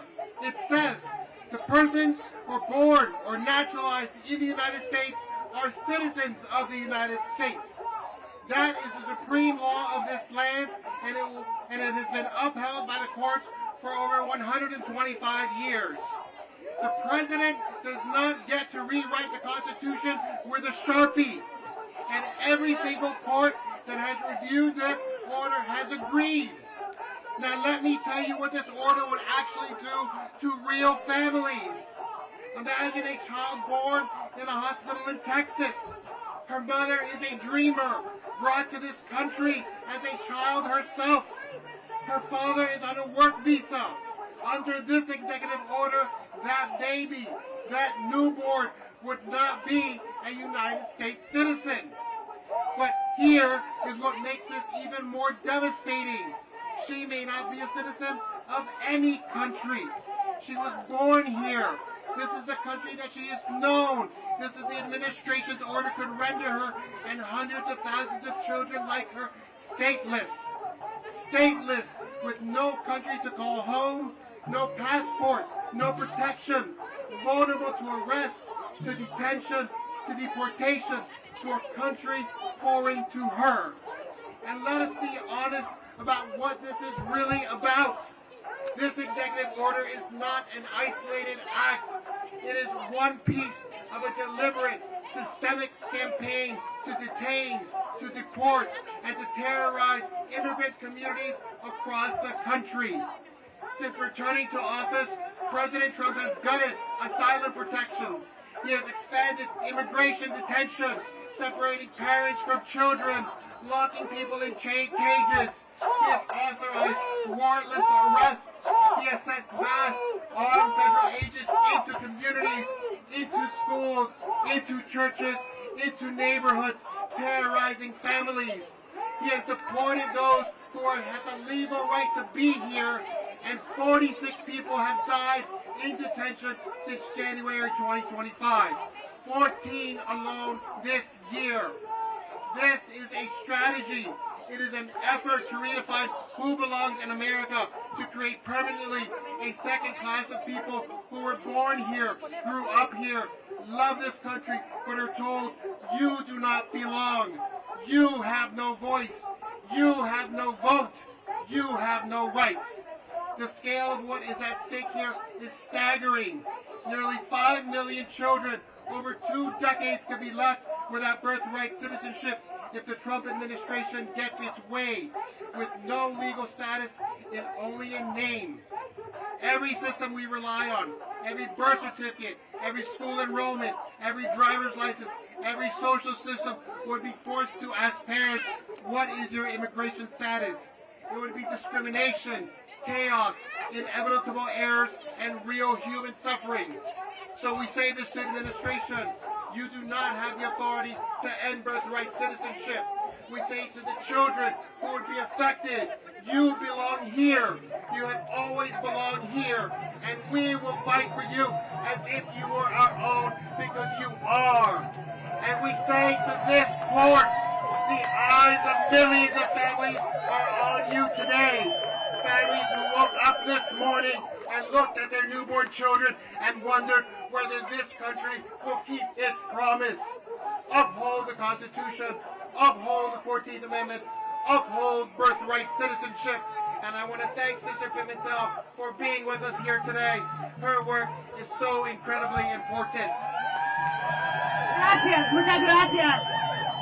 I stand here with you as one voice to protect birthright citizenship. Amen. And now it's an honor to introduce a dear friend, Carlos Eduardo Espina, a son of immigrants, a law school graduate, a LULAC scholarship recipient, and a powerful Spanish language voice for Latino families across the country. Carlos reaches millions with clear explanations of immigration, politics, and issues shaping our communities. And he has matched that influence with the direct aid and nonprofit work that supports migrants and working families. At a moment when our people need truth, courage, and representation, Carlos is here helping a new generation feel seen, informed, and ready to act. Please join me in giving him a warm welcome. ¡Que viva Lula!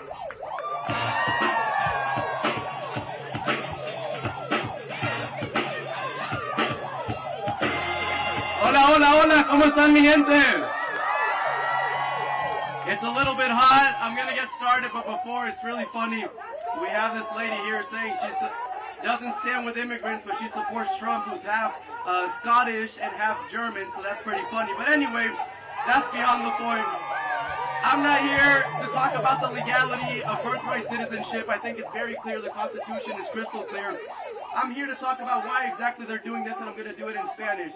Esto que están mandando a la Corte Suprema, ellos saben que no van a ganar. Ellos saben que no. Oh, look. We have a little kid here.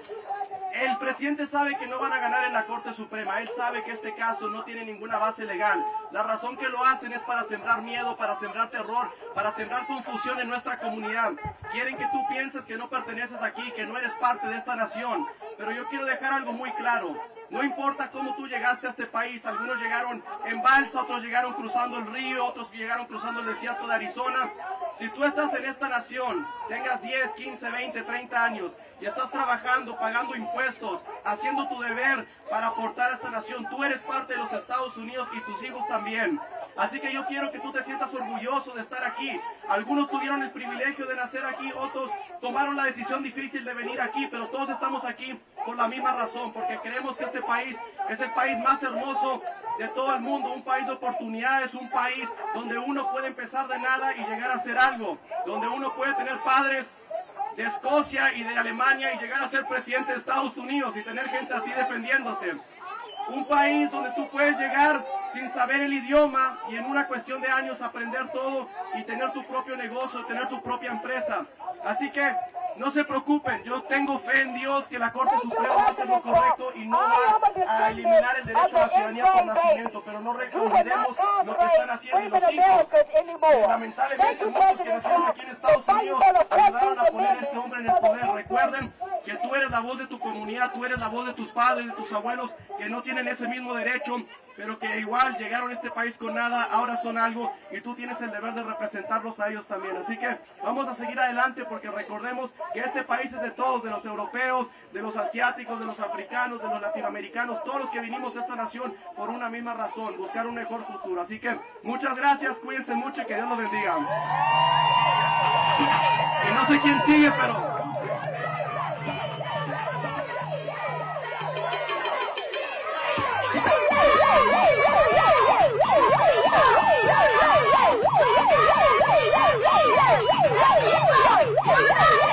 Vamos a tomar una foto aquí, a ver.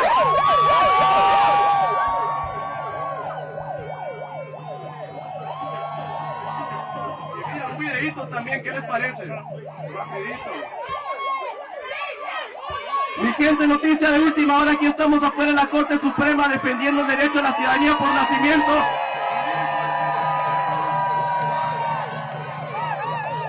Gracias a todos los que llegaron y que Dios los bendiga. Ahí estamos.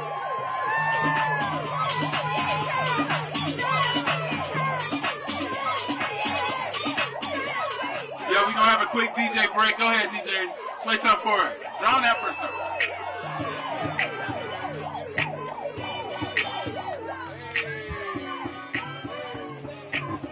Ay, must have on the beat, boat, anyway. Get a feet, throw, man down, call an ambulance. Tell him, please, bro, nail it. To the cross, he walk around like Tito. What's up with these bronies? Trying to see Compton. The industry can hit me. From all in the mama, how many options you really got? I mean, it's too many options. I'm finna pass on this body, I'm John Stockton. Beat your and hide the Bible if God watching you. Sometimes you gotta pop out and show.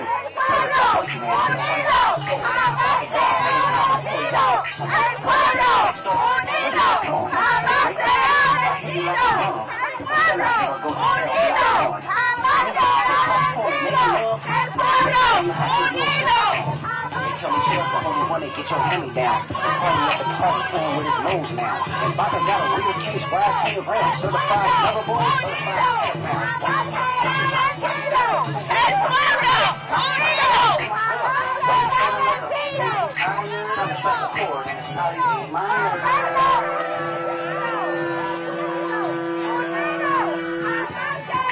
They not like us. They not like us. They not like us. They not like us. They not like us. They not like us. They not like us. They not like us.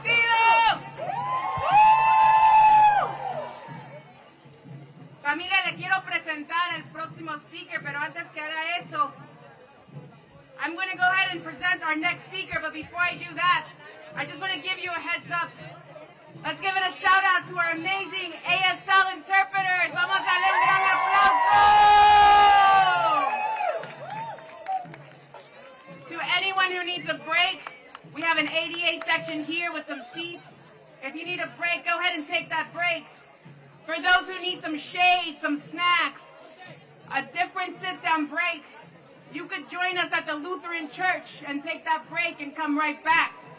Para las personas que se quieren sentar, necesitan un break. Aquí tenemos unas sillas donde se pueden sentar en el área de ADA.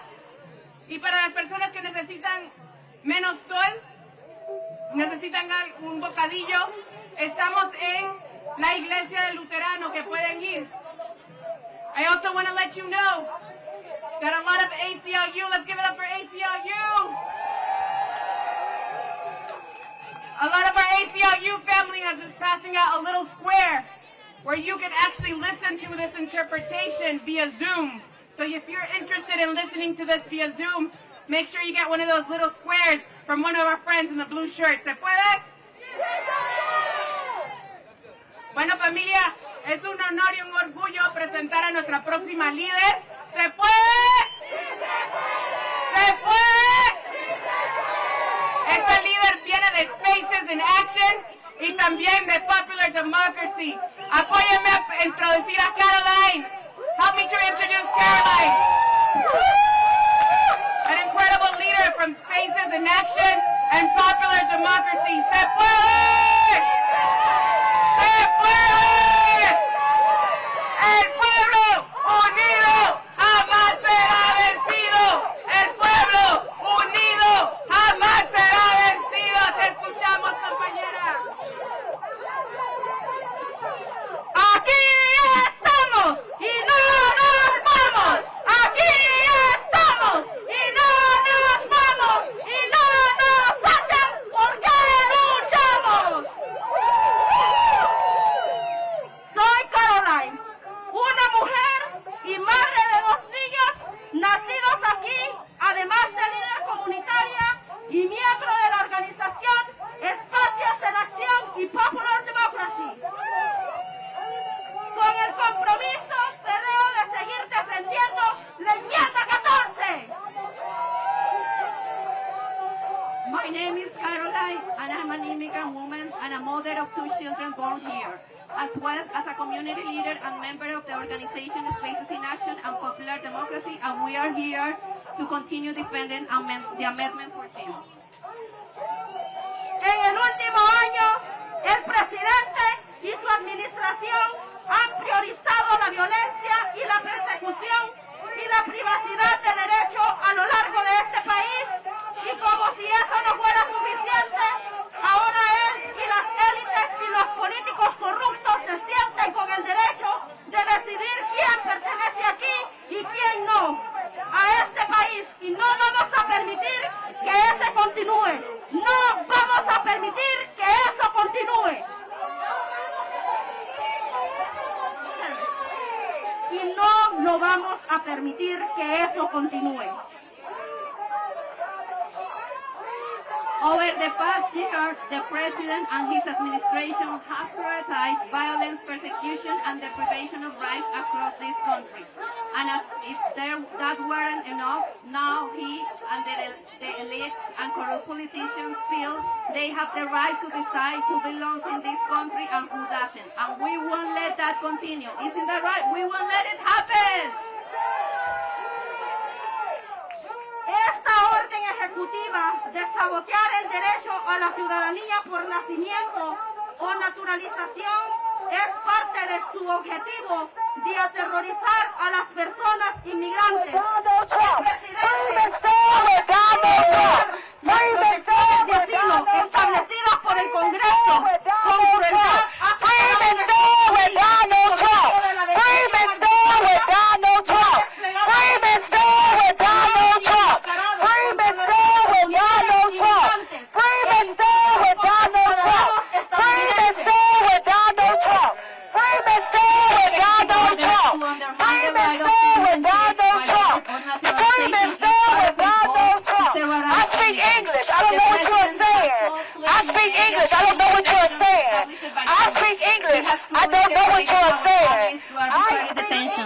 And he has deployed armed and masked federal agents against our immigrant communities and even against U.S. citizens. Shame! Hoy estamos aquí representando a aquellas voces que han intentado silenciar, como las 31 personas que el año pasado perdieron la vida en custodia de ICE y las 9 personas asesinadas por el ICE y en lo que va de este año, y las más de 3.800 niños detenidos y arrancados de sus hogares y escuelas. Today we're here representing the voices that they have tried to silence, such as 31 people who lost their life in ICE custody last year.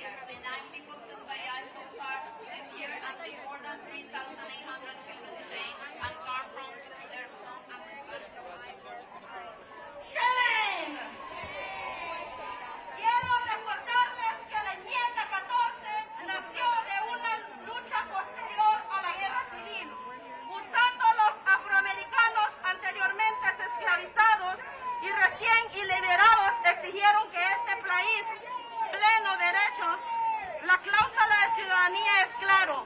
Todas las personas nacidas o naturalizadas en los Estados Unidos son ciudadanos de los Estados Unidos y no permitiremos que el presidente y las fuerzas antiinmigrantes deshagan más de 150 años de avance en la igualdad de derechos y protecciones, haciendo retroceder el país a una época donde los derechos fundamentales eran privilegios de los ricos y poderosos. I want to remind you all that the 14th Amendment was born out of a struggle following the Civil War, when formerly enslaved and newly freed African Americans demanded that this country live up to its ideal and guarantee their recognition as citizenship with full rights. The citizenship clause is clear. All persons born or naturalized in the United States are citizens of the United States, and we will not allow the president and anti-immigrant forces to undo more than 150 years of progress in equal rights and protection, setting the country back to a time when fundamental rights were privilege of rich and powerful people. Hoy como madre hablo por mis dos hijos y los hijos posibles de casi 5 millones de niños que podrían quedarse sin ciudadanía por derecho de nacimiento en las próximas 2 décadas debido a la orden ejecutiva del presidente. Y no permitiremos que eso pase. ¡No permitiremos que eso pase! ¡No permitiremos que eso pase! Seguiremos luchando en una unión, la comunidad negra e inmigrante. Tenemos que permanecer unidas, alzando nuestras voces y luchando por nuestros derechos. Today, as a mother, I speak for my 2 children and the nearly 2 million children who could deny citizenship by rape over the next 2 decades. Due to the President's executive order, and we will not let that happen. We will continue to fight together as a Black and immigrant communities and allies, raising our voices united in strength.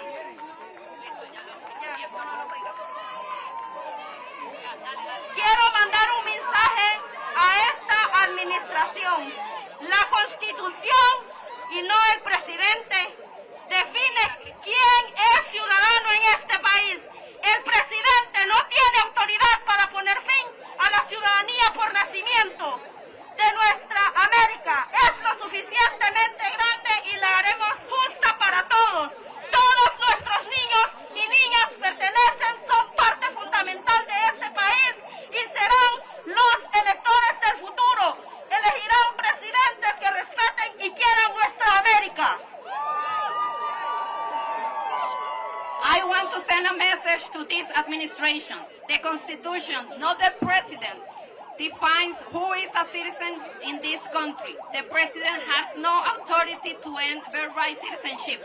Our America is big enough, and we will make it fair for everyone.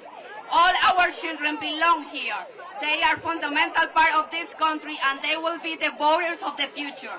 The ones who will elect presidents who respect and love our America. ¡Woo!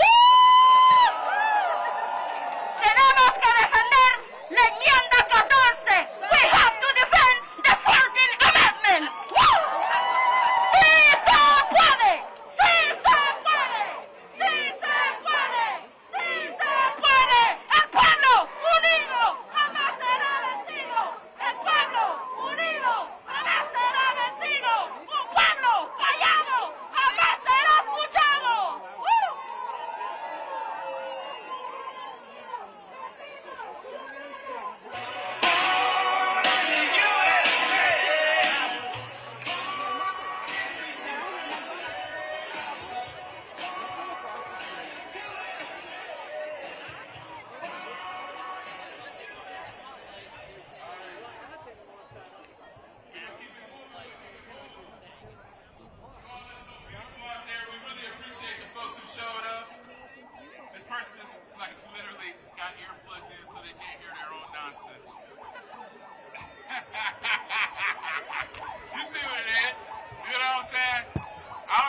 check is, but it gotta be big. It's a good thing the people in the back can't hear this up front, but trust me up front, we dealing with some nonsense.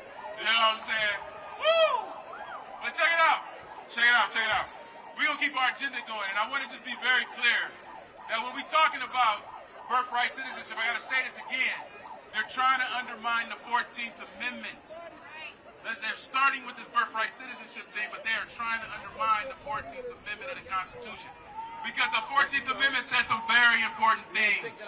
If you look at what happens after Section 1, which has the birthright citizenship amendment in it, Section 2 says that if you prevent people who could vote from voting in your state, then the Congress, you only get the number of representatives of the people you allow to vote in your state. Which means states that prevent people from voting who could vote should have less number of representatives in the Congress right now.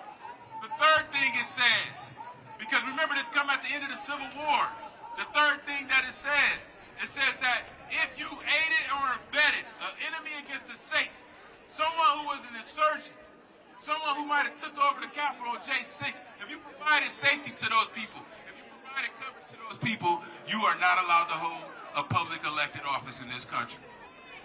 What that sound like? There's a very real interest for somebody that want to take away the 14th Amendment from us. There's a very real interest for people who would be extorting and robbing the state, stealing the coffers, getting rid of our public schools, trying to take our health care, and literally snatching food out of people's mouth by killing SNAP. It makes sense for folks who are stealing from us to want to take our ability away from us to participate in the democracy. But we ain't going to let them, are we? We ain't going to let them. I mean, the people under the tree over there in the shade, we ain't going to let them, right? Yeah, the people over there, we ain't going to let them, right? All right, we're going to keep our rally going. So what we want to do, we're going to introduce Chef Jose Andres, who is a person who will stand up. Oh, yeah, y'all know that. But they like, yeah, did he bring some tapas? Listen, this brother is a chef, a business owner, a humanitarian, an educator, a champion of immigrant rights and immigration reform. He's a proud husband, a father, and a naturalized U.S. citizen. President Obama said that he's an outstanding American by choice in 2014. He won that award. He got named that. He speaks today as someone who lived the promise of this country, who believes in the promise of this country. Hey, I just want to debate this, man. This is so funny. I know y'all can't hear it back there, but this lady said that I'm an enemy of black people because I said something about Obama. This is the kind of nonsense. This is the kind of nonsense. You understand? We got to make sure we telling the truth out here. The truth is that 150 years ago, people fought for the 14th Amendment. All kinds of people, black, white people, people who believed in humanity. This is a human rights issue. Everybody in this country gets due process and equal protection, and anybody trying to take that is an enemy of the state, is an enemy of human beings, and they're on the wrong side of history. But what we're going to do is celebrate the people who are on the right side of history. We want to bring Chef Jose Andres up here. Yeah, let him talk about how immigration and human rights are connected, how we got to feed people. Yes, sir, come on up here.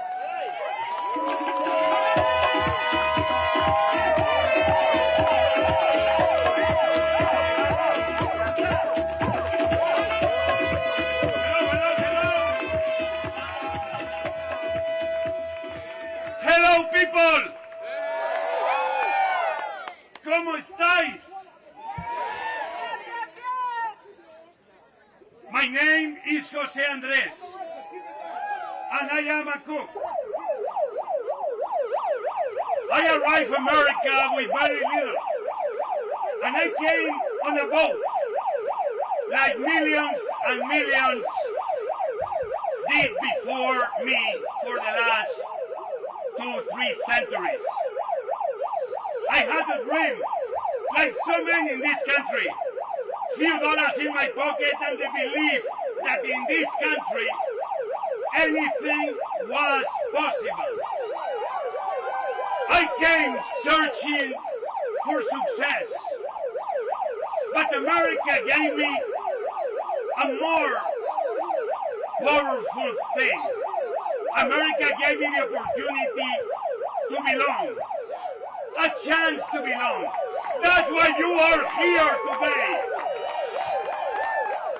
I came to Washington 33 years ago, and I would walk from my restaurant almost every week to the National Archives, where, as you know, is not far from here. And right there, I will sit in front of the documents written by our founding fathers. And I was marveled at three very amazing words. We the people! We the people! We the people! We the people! These three words dare to imagine a nation. But it really was the 14th Amendment that dared to make that dream real. Because before that 14th Amendment, those words were only a promise halfway kept. The table was set, but the table didn't have seats for everyone. The 14th Amendment became the bridge between we the people as poetry and we the people as reality. Not some people, not people that look in a certain way or come from a certain place. All the people, we the people. In case somebody is unclear and you want to hear, birthright citizenship is not a loophole.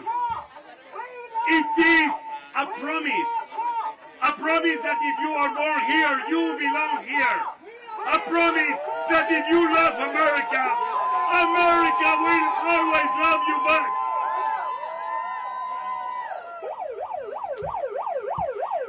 I know what it means to love this country. And these people right between us that they think they love the country and they don't understand what love is.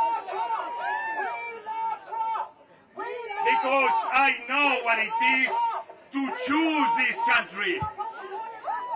I remember with my wife next to me raising my hand, and I took the oath, and I felt something very simple but also powerful.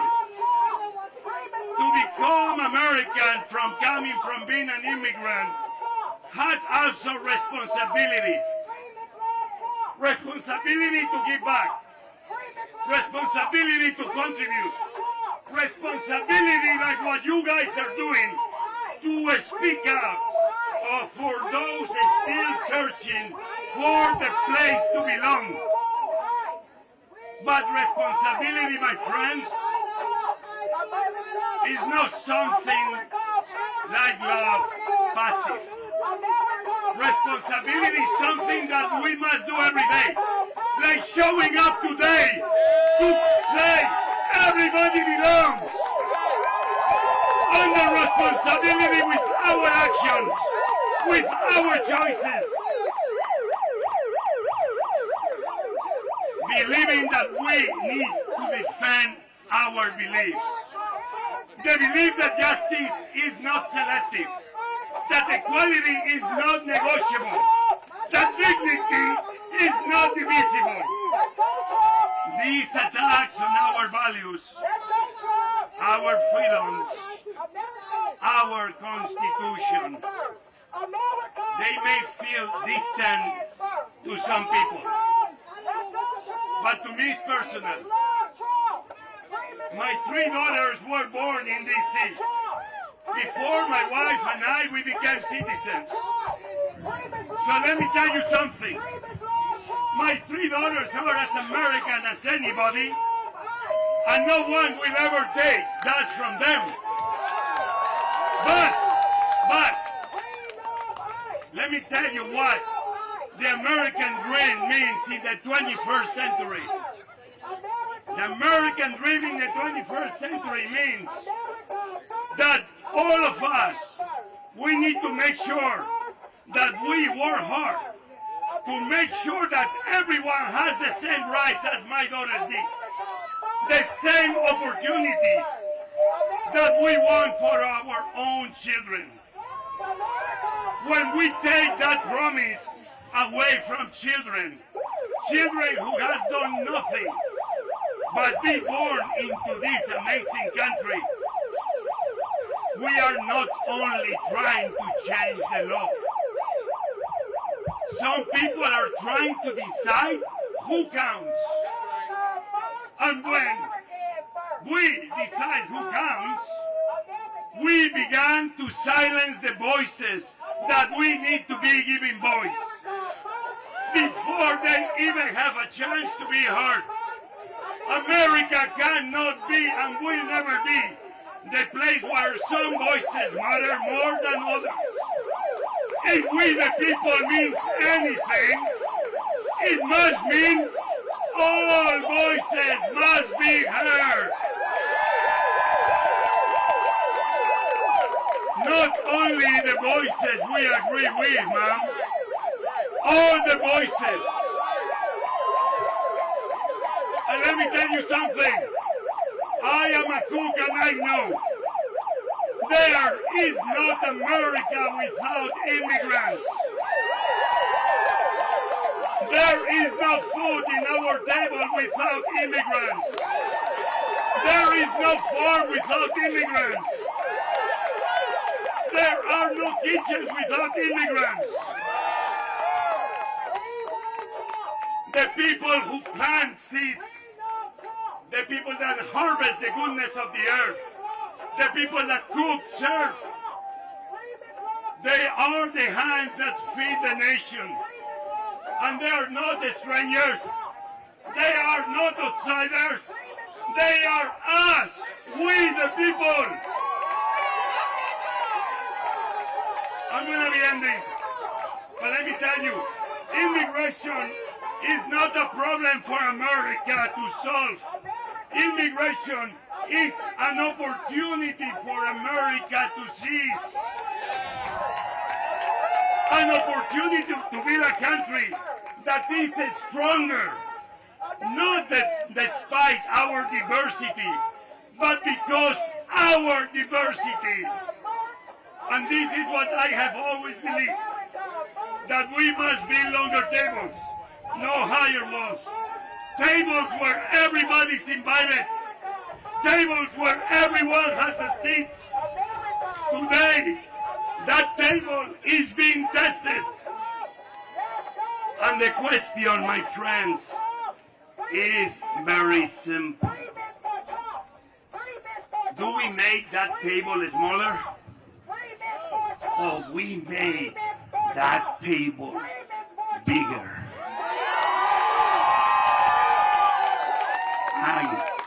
I know my answer.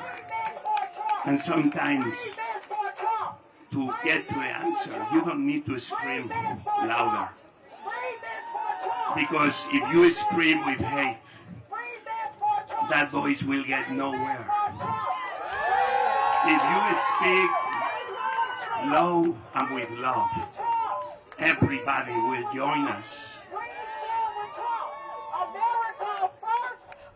I've seen the power of building bridges, of whispering with hope, with whispering with love, what we know is true about America. We are in this moment that we need to see the people know where they come from, but for what everyone in America can contribute to make America a better place. When we do that, people, we don't become weaker. We become the best version of ourselves. This is a fight to make sure we put the demons of hate away and we bring the best angels that we all have within us. We all have that courage inside to make it happen. So my friends, today is not about defending a constitutional right. Today is so much more. Today is about defending the pure idea of what America is and will be. The idea that people have given their blood on the battlefield and the sweat in the farms to defend the idea of freedom and that everybody belongs. An America where we, the people, means all of us. An America where the promise we were given is a promise we choose to keep. Because if we start deciding who belongs, we start undoing everything that America made possible. Until those three words, we the people, will no longer be an aspiration, but we the people will become the truth of the land. We the people, we the people, we the people. I am Jose Andres, and I endorse this message.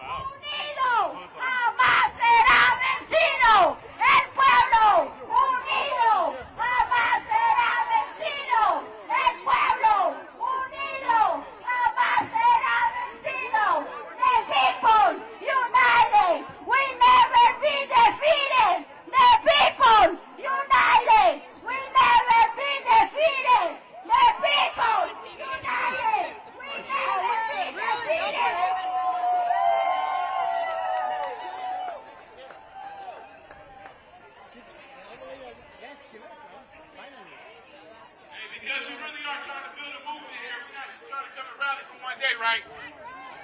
Right? Right? This argument gonna be going on for the next couple of months. We gotta keep coming here. We gotta get more people to come here. In order for us to do that, we gotta get connected.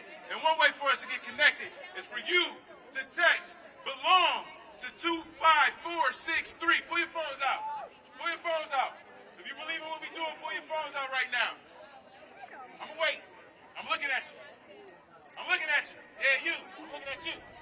I'm looking at you too. You got your phone? Oh, you do got your phone. All right. So look, what you're gonna do is you're gonna text to 25463. You're gonna text the word belong. The more people we can join in this fight, the more people understand this fight, the better we can make it. The better we'll be able to protect our country, protect our Constitution, protect the 14th Amendment. We gotta build something better and new. But the first thing we gotta do is make sure they don't take our citizenship rights and our civil rights. That's step one. That's step one. All right, now I'm gonna turn it over. We got a surprise coming, but I'm gonna turn it over for you to tell us a little surprise we got for y'all. We're gonna be in this shortly. We close to the end. But this last thing you're gonna want.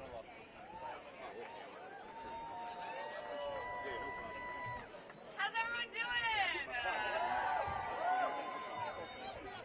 I know it's hot. I know it's hot. My name is Anu, and I'm with the American Civil Liberties Union.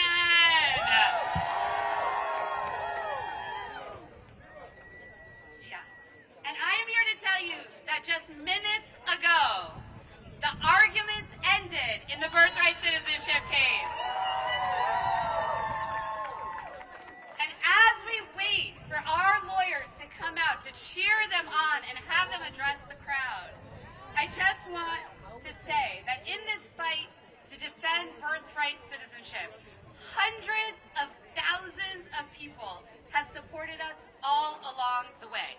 The ACLU asked folks from across the country to sign their names if they wanted to join us. And last night, we were able to project those hundreds of thousands of names who support birthright citizenship. But I wanted to share with you, this is what that looks like. 250,000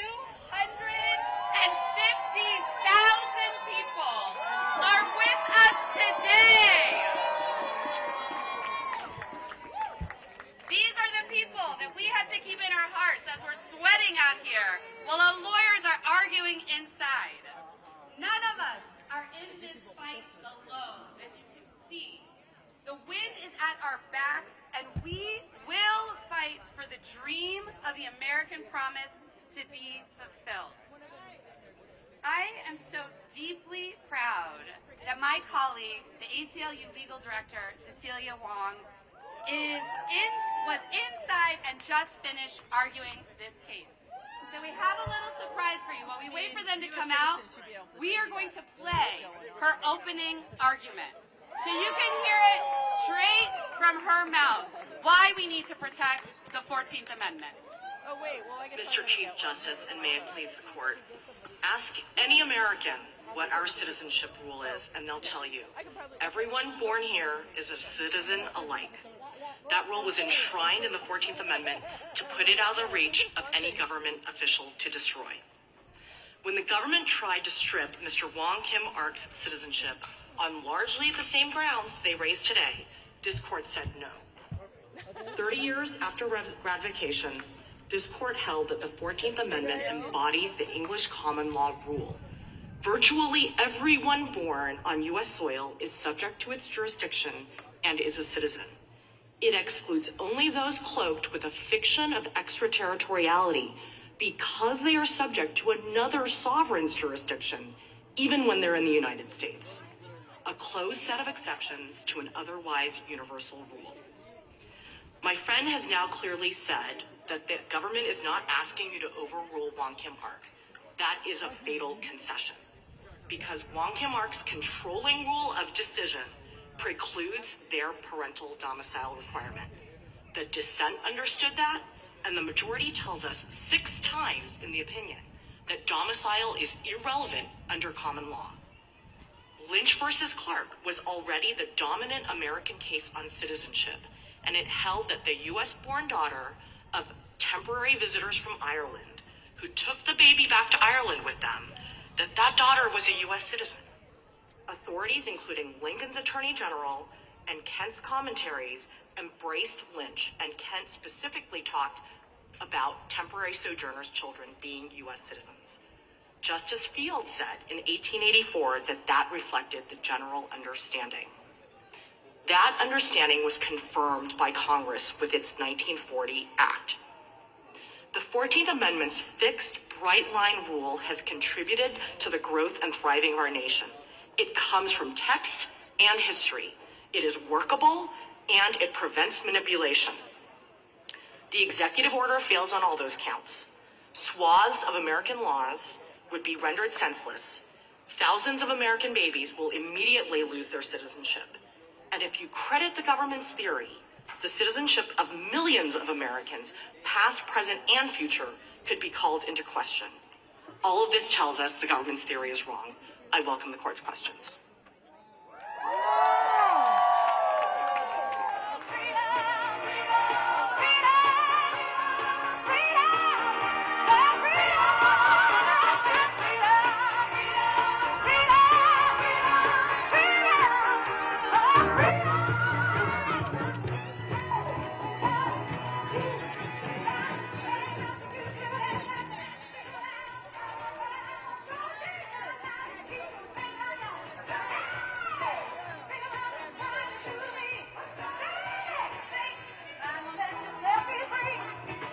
Walking around every day playing games and taking scores.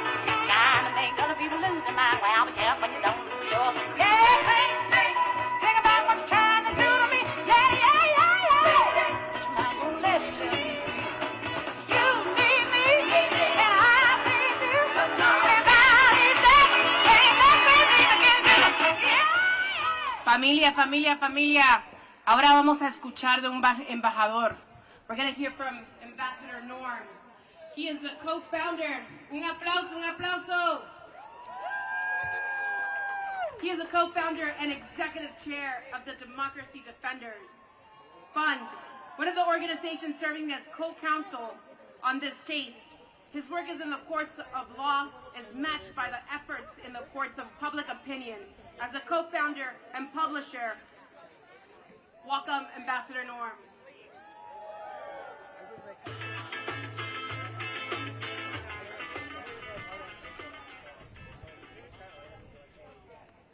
I'm Norm Eisen. I'm the executive chair of the Democracy Defenders Fund, and I'm so proud to be here as myself the child of immigrants, and my father came to this country as an undocumented migrant. And we are Americans too. In the summer of 2024, when we read that wicked Project 2025, I wasn't waiting for booze, but I'll take them. When we read that Project 2025 and we saw that Donald Trump was going to come for the citizenship of our precious children, I made 2 calls. The first call was to mi hermano, Juan Proano, of LULAC. And I called Juan, I said, we must do something about this. He said, you're right. He said, I'm going to make another call. Who are you going to call, Norm? I'm going to call Anthony Romero at the ACLU. And this partnership that culminated in the fantastic arguments that Cecilia Wong of the ACLU made, you'll hear from her in a little bit. This partnership was born in the summer because we have seen how the illegitimate, unlawful, inhumane targeting of migrants to our country is the cutting edge of authoritarianism, autocracy, and dictatorship. And we won't allow it. And that's not unique to the United States. My parents fled Europe. My dad came here in 1940 as an undocumented migrant. We've seen what this kind of targeting of migrants can do, how ugly it can become, and we determined to fight. And since then, culminating in the magnificent argument you just heard a little bit of today, where I was so proud to be in the courtroom, we have been fighting for the fundamental principle. Donald Trump doesn't get to choose which babies born in this country are citizens. The Constitution has made that choice. It's clear from the 14th Amendment of the Constitution, from its original public meaning, from the enactments of Congress, from the decisions of the United States Supreme Court right behind me. And what's at stake here is not just those children and their families and our communities. Somos un gran familia. We are one big family in this country. But what's also at stake is the meaning of the Constitution and the nature of American rule of law itself. Because if this clear principle of birthright citizenship can be torn up and thrown out, all of our constitutional rights and all of our rule of law can be thrown out. So this is not just a battle that we fight with the ACLU, with LULAC, with our other wonderful partners, but it's a battle that we fight for everyone in this country. And we thank each and every one of you for being here today to support that battle. Thank you, friends.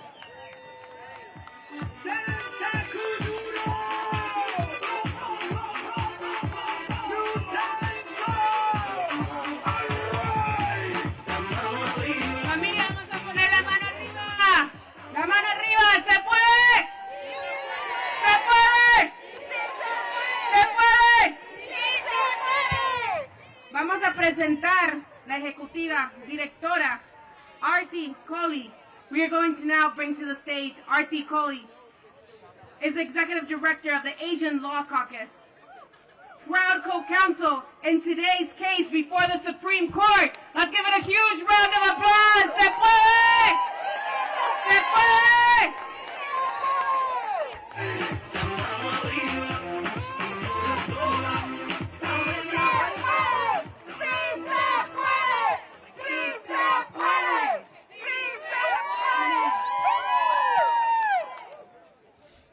So I just came out of that courtroom and I have goosebumps. And I'll tell you right now, the TLDR is from John Roberts. It is. New World, same Constitution.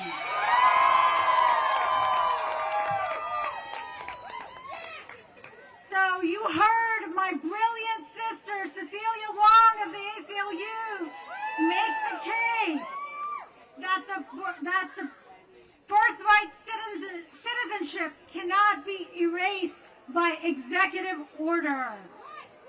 The law is on our side. History is on our side.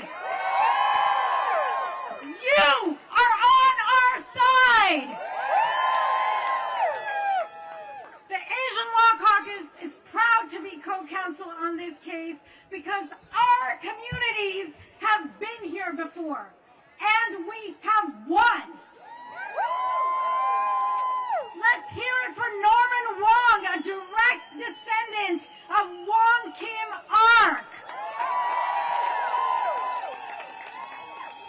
Thanks to Wong Kim Ark, Asian American communities didn't just benefit from the 14th Amendment. We helped affirm it. We know what happens when the government decides some people don't fully belong. Just go to the Japanese War Memorial. We have lived the consequences of exclusion, and we have spent generations helping build the legal protections against it. This is her personal to me. My own husband is a birthright citizen. His parents came from India as medical residents to serve this country. They stayed and contributed their talent because their children were born American. That is the promise this executive order would break. We are all worried about groceries, gas, and health care, and this administration has the audacity to question whether babies born on American soil are citizens.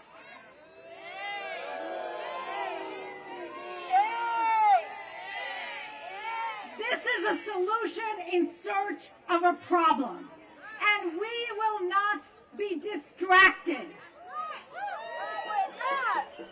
And speaking of distractions, let me be clear.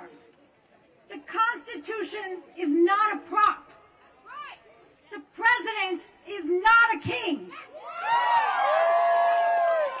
And the Supreme Court is not a stage.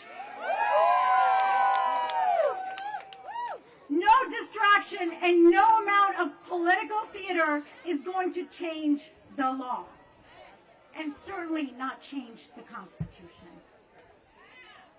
We see ICE in our streets. We see children being asked if they belong.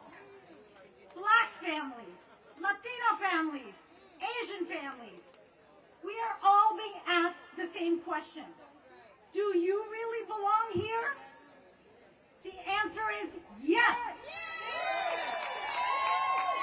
And if you're born in America, you're an American. And we are not going back. Now let's make sure everyone in D.C. hears us. When I say birthright, you say our right. Okay, I'm going to tell you one more time. When I say birthright, you say our right. Let's do it. Birthright. Our right. Birthright. Our right. Birthright. Our right.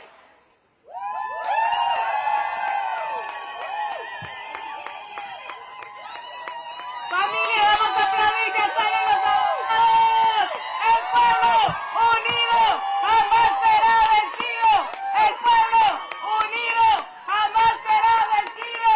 El pueblo unido jamás será vencido.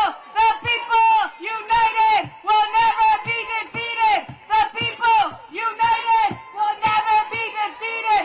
The people united will never be defeated. The people united will never be defeated. Juntos, familia, vamos a gritar el nombre de Cecilia, una de las abogadas principales. Cecilia, aquí estamos. Cecilia, aquí estamos. Cecilia, aquí estamos. Cecilia, aquí estamos. Cecilia, amiga, el pueblo está contigo. Cecilia, amiga, el pueblo está contigo. Cecilia, amiga, el pueblo está contigo.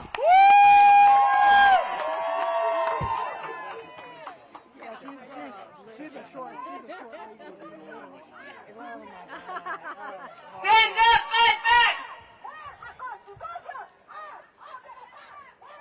Stand up, fight back! Si te quieres divertir, con el ritmo y con primor, solo tienes que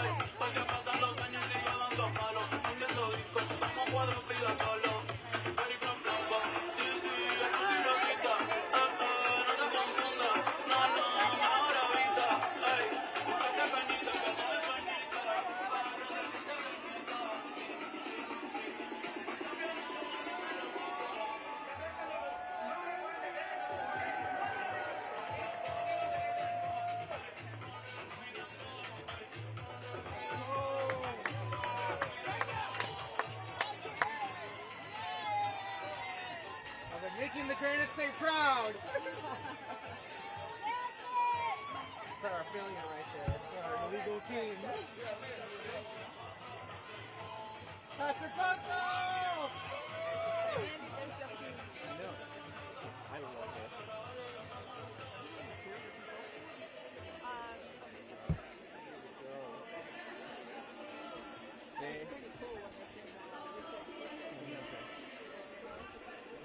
The lady right there. The lady right there in the blue, she helped get some, one of the plaintiffs. I can't believe all of them were in the court. Right here In the blue, yeah, the black. Yeah. And we heard last night, they said, you know, yes, we need people to write checks for ACLU, but you need grave plaintiffs. Oh yeah. So you, let's go! Get in here, sir. Make America sinners great again.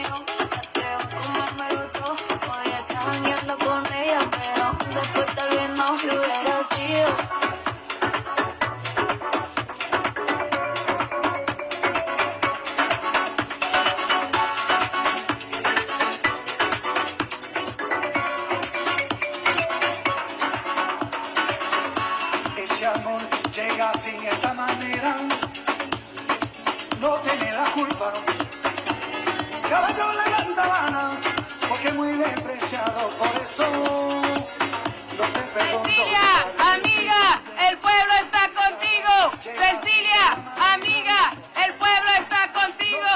Cecilia, amiga, el pueblo está contigo. Cecilia, amiga, el pueblo está contigo.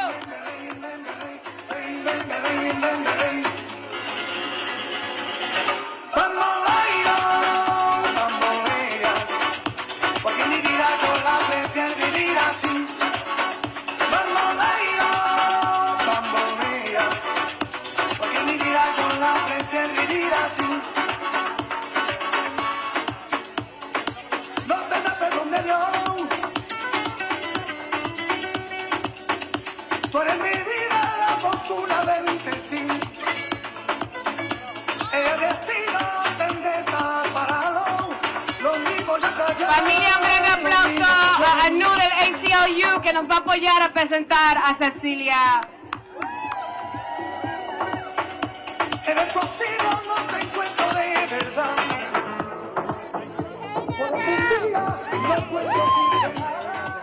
Okay, I'm going to keep this quick because I know who we really want to hear from. I am so deeply proud and honored to introduce someone who just walked out of that building behind us, having defended that foundational American promise in front of the 9 justices of the U.S. Supreme Court, a woman who just represented us all in the fight to defend birthright citizenship. It is my distinct honor to introduce my colleague, the ACLU's National Legal Director, Cecilia Wong.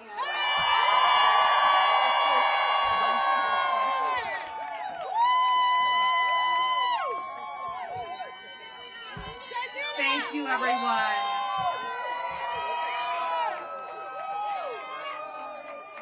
So, I haven't prepared anything because I was focused on what just happened.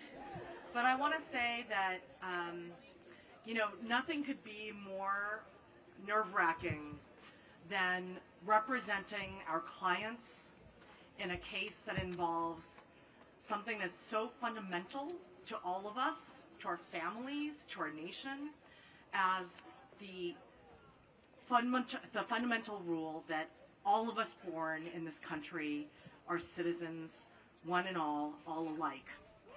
I walked into the courtroom today not only with the support of all of you, and I felt your emanations, okay? Not only as one member of an incredible legal team led by Cody Waxy, Deputy Director of the ACLU Immigrants' Rights Project, but also with all of our ancestors, right? Whether you're an indigenous American, whether you are descended from African Americans who were enslaved and free, whether you are the descendant of someone who came on the Mayflower or someone who arrived just before your birth, we all are Americans alike. And that is the principle that we stood up for together, all of us, in the Supreme Court of the United States today.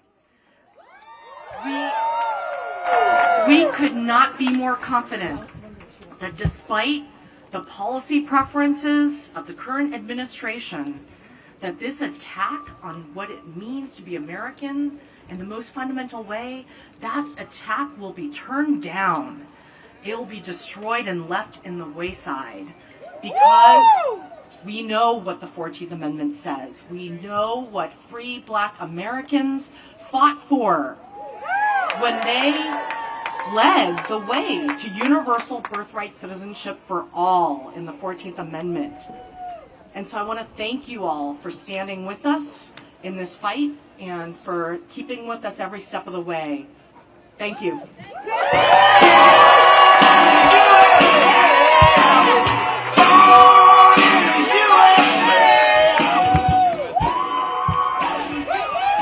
My favorite song. Hello. Good afternoon. I'm Anthony Romero. I'm the National Executive Director of the ACLU. And let's give another amazing round of applause to Cecilia Wong, the National Legal Director. Now, for those of you who were not in the courtroom, you have to listen to the audio. She was brilliant. I'm not one to give predictions when I walk out of this courthouse, but I will predict today that we will win this case definitively, possibly with a 7-2 vote, and I'm still hoping that those other two might join the majority in ruling that the Trump executive order on birthright citizenship is unconstitutional.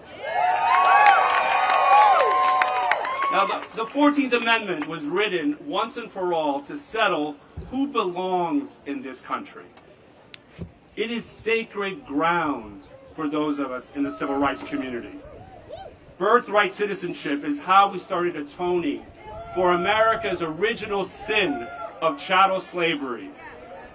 Birthright citizenship is how we made citizens out of the children of enslaved people. And birthright citizenship is how a nation of immigrants made sure that we would all be equal under the law. Out of many, one. That was the promise of our founders. But if President Trump has his way, when you're born in the USA, you will not be an American citizen. If President Trump has his way, he will create second-class citizens.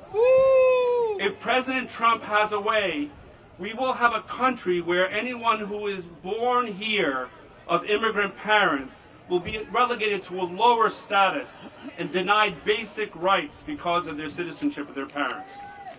Now, President Trump, as it turns out, was sitting 6 feet away from me in the courtroom. And I was watching him as I was listening to the argument, and I dare say that he had a very good lesson in American constitutional law and civil liberties and civil rights.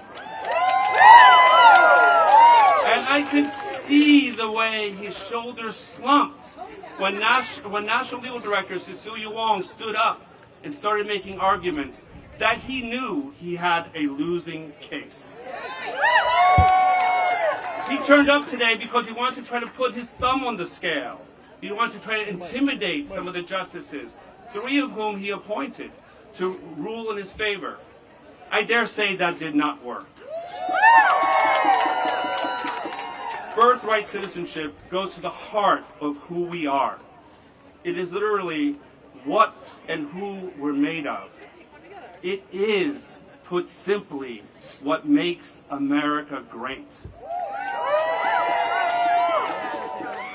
When President Trump signed his very first order on the very first day of office, the ACLU filed suit 2 hours later. We filed with our partner organizations at the NAACP Legal Defense Fund, Democracy Defenders, Asian Law Caucus, and other groups, and we all stood in the breach because we knew that President Trump had gone too far.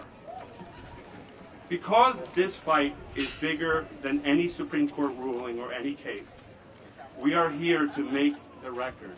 We are here to make sure that the story is told, that America's immigrants are what make this country strong. We are fighting for the heart and soul of this country. The fight to protect birthright citizenship is about our neighbors, our families, our kids. It's not about the past. It's about the future. It's how we keep our promise to every child, whatever their skin color or wherever their parents are born. And the ACLU has been fighting for this for 106 years. And we will never back down. We will never go away. We will only accept what is just and what is right. And we will take what is owed to us, like water on stone, until this country fulfills its promises of liberty and justice for all. Thank you very, very much.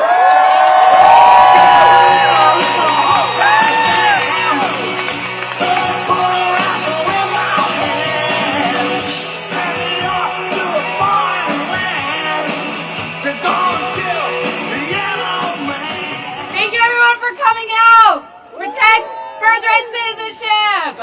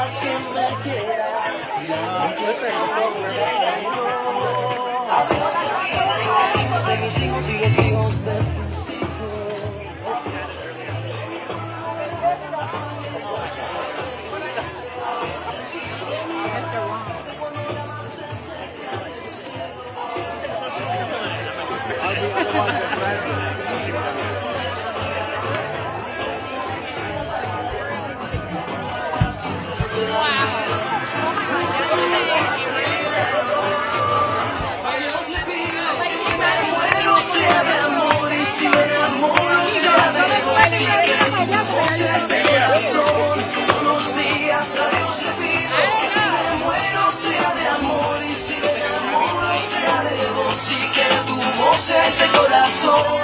Unos días a Dios le pido. A Dios le pido.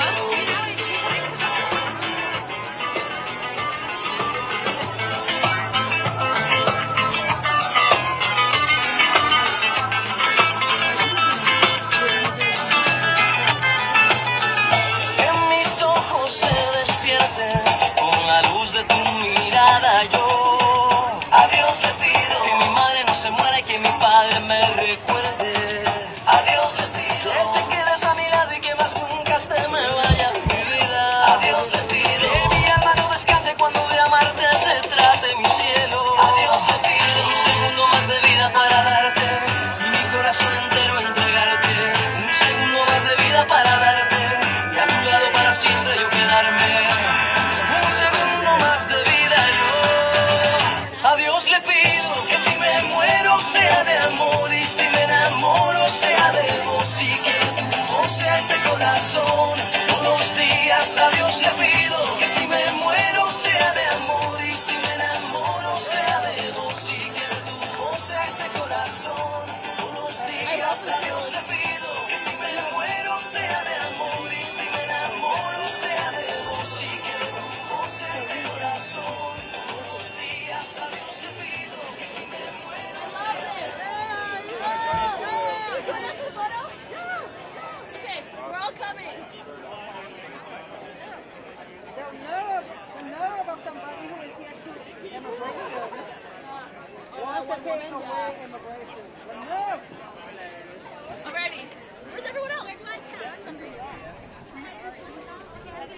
Okay, we'll do 2 rows. 2 rows.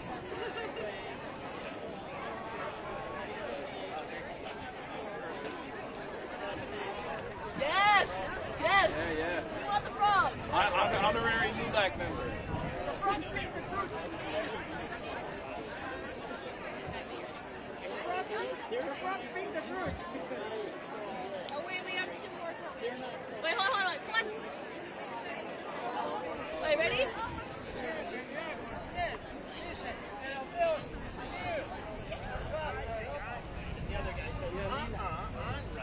They make the decision. There's a big judgment.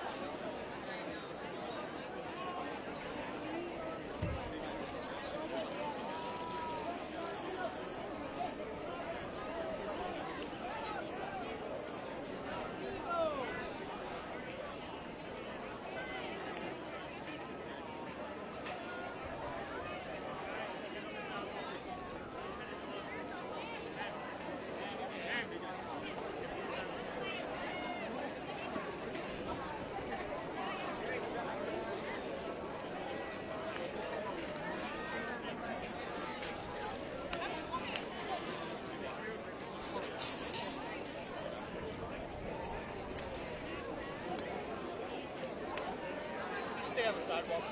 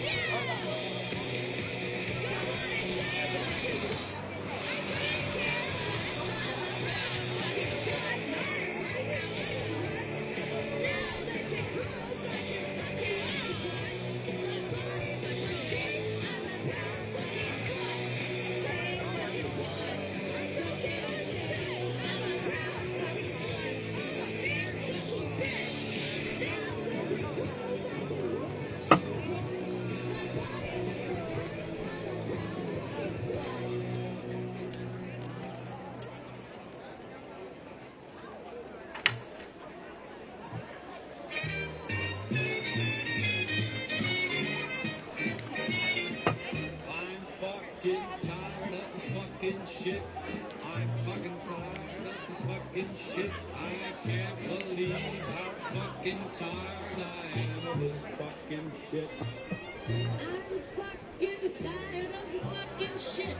I'm fucking tired of this fucking shit. I'm really fucking tired of this fucking shit.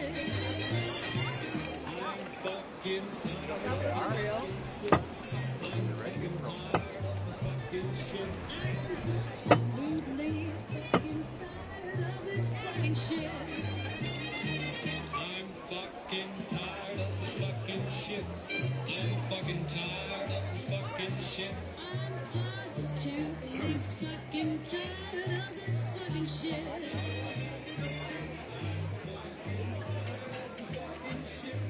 I'm fucking tired of this fucking shit. I'm undoubtedly fucking tired of this fucking shit.